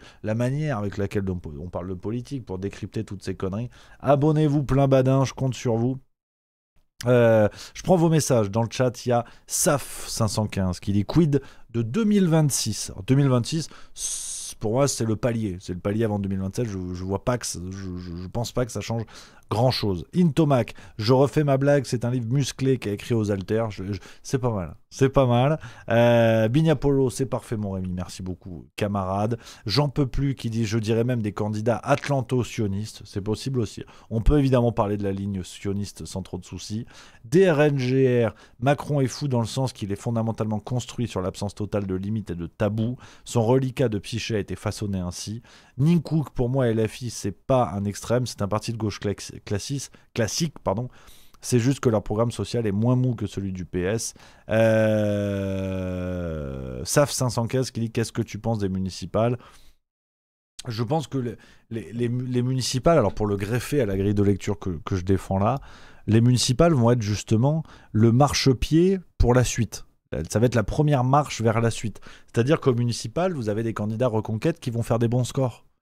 Et donc, ça va valider la disparition des partis classiques, des partis installés, parce que le système médiatique va commencer à dire, vous avez vu les petits partis qui poussent, Glucksmann, Knafo, machin, bidule, et ça va les crédibiliser.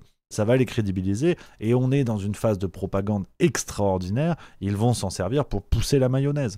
Merci à Igerne14 pour le sub 12e mois. J'insiste beaucoup sur ce point-là, vous le savez, Frontière, c'est pas pour le plaisir de rappeler que Éric Tegner est poursuivi pour harcèlement sexuel. C'est vrai, une plainte est déposée contre lui, il est présumé innocent évidemment. Mais au-delà de ça, rappelons que Frontière est né sur les cendres de Livre Noir, qui est un média dit alternatif, créé pour faire la campagne de Zemmour en 2022. Donc, on voit bien que cette propagande, elle est factuelle, et ils nous l'ont dit, c'est-à-dire que c'est même pas caché. C'est pas comme si on ne savait pas. C'est que ils nous l'ont dit, on le sait. Et aujourd'hui, c'est la même chose. Frontière essaie de se faire passer pour un média alternatif qui dit des vrais trucs, machin bidule. Non, c'est la même machinerie. C'est un alignement parfait des planètes entre CNews, les médias Bolloré, Frontière et Sarah Knafo. C'est comme ça qu'on fabrique un candidat. Je l'ai déjà dit plein de fois et j'insiste, mais si vous avez détesté la fabrication d'un Macron, si vous avez détesté la fabrication d'un Macron, si vous avez été suffisamment lucide pour le dénoncer, vous allez adorer la fabrication d'un Glucksmann et d'une Knafo. Parce que c'est pareil x5. avec la puissance des médias alternatifs. Tous les médias mainstream, ça c'est acté, vous avez des milliardaires derrière qui mettent du pognon pour trahir les cerveaux, mais aujourd'hui quand vous voyez des Stérins, des Bolloré qui distribuent du pognon partout au motif de faire parler de la France éternelle, de relever la France, regardez les investissements de Stérins et de Bolloré, ils vont dans le même sens. Regardez les médias alternatifs derrière qui on retrouve Bolloré et Stérin. J'en ai déjà parlé, ça m'a valu de me faire voler dans les plumes, mais je n'enlève pas un sucre de ce que j'ai dit. Et plus le temps passe, moins j'enlève des sucres, et je vais en rajouter. Sachez qu'évidemment, je vais revenir sur le sujet. C'est pas pour le plaisir de foutre la merde, mais c'est simplement d'être transparent avec les gens qui nous suivent. Et quand vous faites des cagnottes pour financer des projets, et qu'en fait vous avez reçu 15 000 € de la part de Stérins, et que vous faites croire aux gens qu'on a besoin de votre pognon pour faire des trucs contre Macron ou je sais pas quoi, j'appelle ça prendre les gens pour des cons. Quand il n'y a pas de transparence sur ça, j'appelle ça prendre les gens pour des cons. Quand vous avez des médias alternatifs ou non, qui usent et abusent des logiques de cagnotte, des logiques de soutien, en disant on veut nous faire taire, machin, machin, et que derrière vous avez des milliardaires qui mettent la main à la pâte, ces mêmes médias ne le disent pas. J'appelle ça prendre des gens pour les cons. Et donc ça, on le saura. Ça, on le saura. 2027, c'est dans pas longtemps. Donc les milliardaires qui financent des médias mainstream comme alternatifs pour gagner des élections, à un moment donné, il y aura un retour sur investissement. Et le retour sur investissement, ça va être quand ces milliardaires vont dire aux médias dans lesquels ils ont investi, vous êtes bien sympa, on vous a graissé la patte, on vous a financé, vous êtes passé de 0 à 450 000 abonnés en 2 ans, ou même 500 000, c'est beau. Maintenant, nous, on doit faire gagner machin. On doit faire gagner Knafo, si on prend le côté frontière, CNews.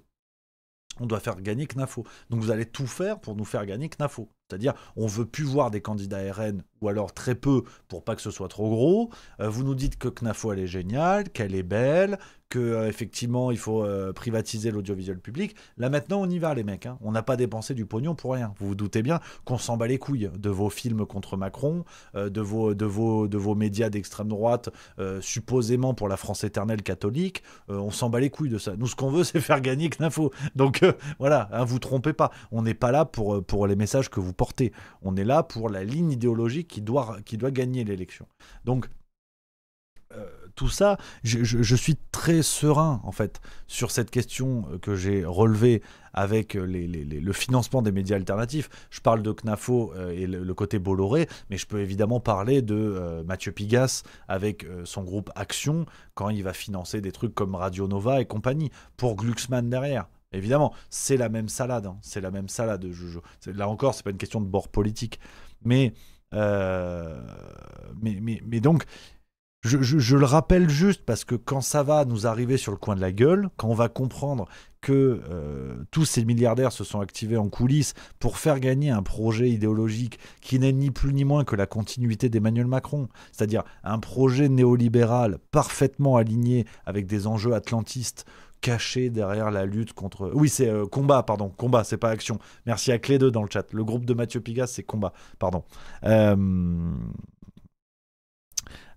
Quand on va comprendre qu'on a encore été instrumentalisé comme ils l'ont fait avec Macron dès 2016, faudra pas être déçu. Faudra pas être déçu. Et je pense qu'il va y avoir un tremblement de terre. Il va y avoir un tremblement de terre quand ça va se savoir qui sont les médias alternatifs qui ont pris du pognon pour pousser un agenda, quand ça va se savoir qui sont les médias mainstream qui nous ont refait le coup de Macron, en vérité. Ils nous ont refait le coup de Macron.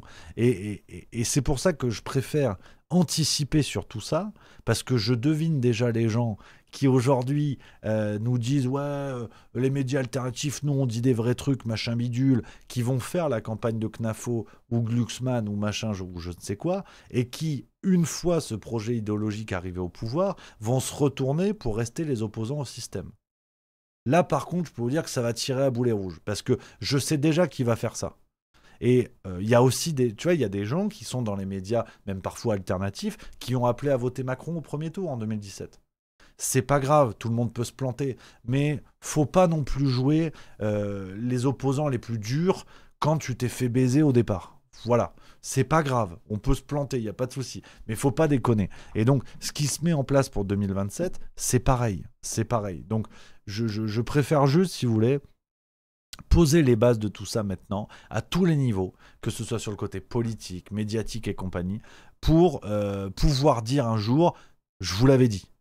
C'est pas le côté, je vous l'avais dit, je suis meilleur que tout le monde, c'est pas ça. Et d'ailleurs, si ça n'arrive pas, je serai aussi là pour vous dire, je vous l'avais dit et je me suis planté. Qu'on soit bien d'accord. C'est pas juste de récolter les lauriers en disant, mon Dieu, je suis le meilleur. Si j'ai dit de la merde sur toute la ligne, je viendrai dire que j'ai dit de la merde et vous présenter mes excuses. Ça marche dans tous les sens, évidemment. C'est juste de dire, j'ai planté mes réflexions, on va voir si ça pousse. Et si ça pousse, bon, bah, j'ai bien fait de planter mes réflexions. C'est surtout ça. Voilà, plus que je vous l'avais dit.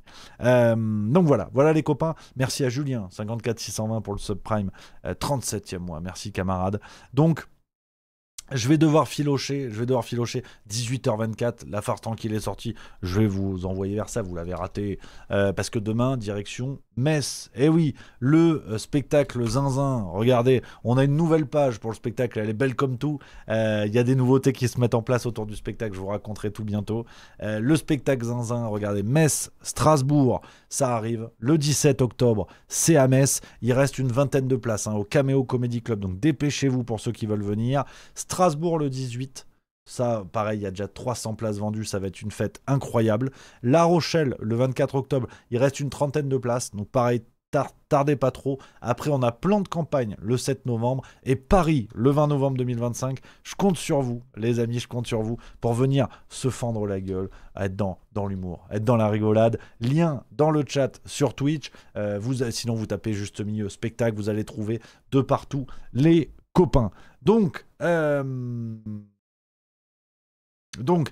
voilà ce que je pouvais vous dire pour aujourd'hui. Je vous renvoie vers la farce tranquille, ça y est, ça vient de sortir le tout nouvel épisode, ça ne rajeunit pas, 211e épisode de la farce tranquille. Regardez, rendez-vous sur la chaîne YouTube là encore. Je vous donne le lien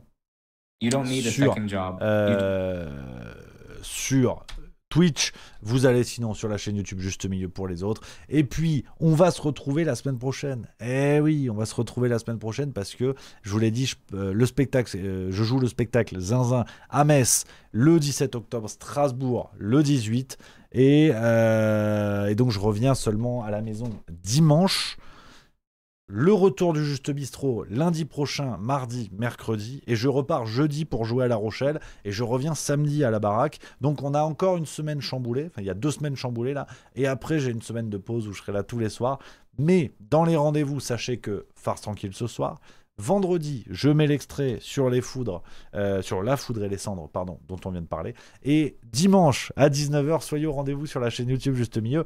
Je diffuse ma conférence que j'ai faite au Québec. La conférence que j'ai faite au Québec, les amis. Je suis très fier de vous montrer ça, très fier de vous montrer cette conférence sur le thème propagande, censure, manipulation. Le rire est à venir. 45 minutes de conférence, exercice inédit. Voilà, exercice inédit, les amis. Donc, on a un beau programme et on se retrouvera dans le Juste Bistrot lundi prochain. Donc voilà ce que je pouvais vous dire les copains. Un immense merci d'avoir été là une fois de plus. C'est un plaisir de vous compter dans la communauté du milieu, voilà, disons-le.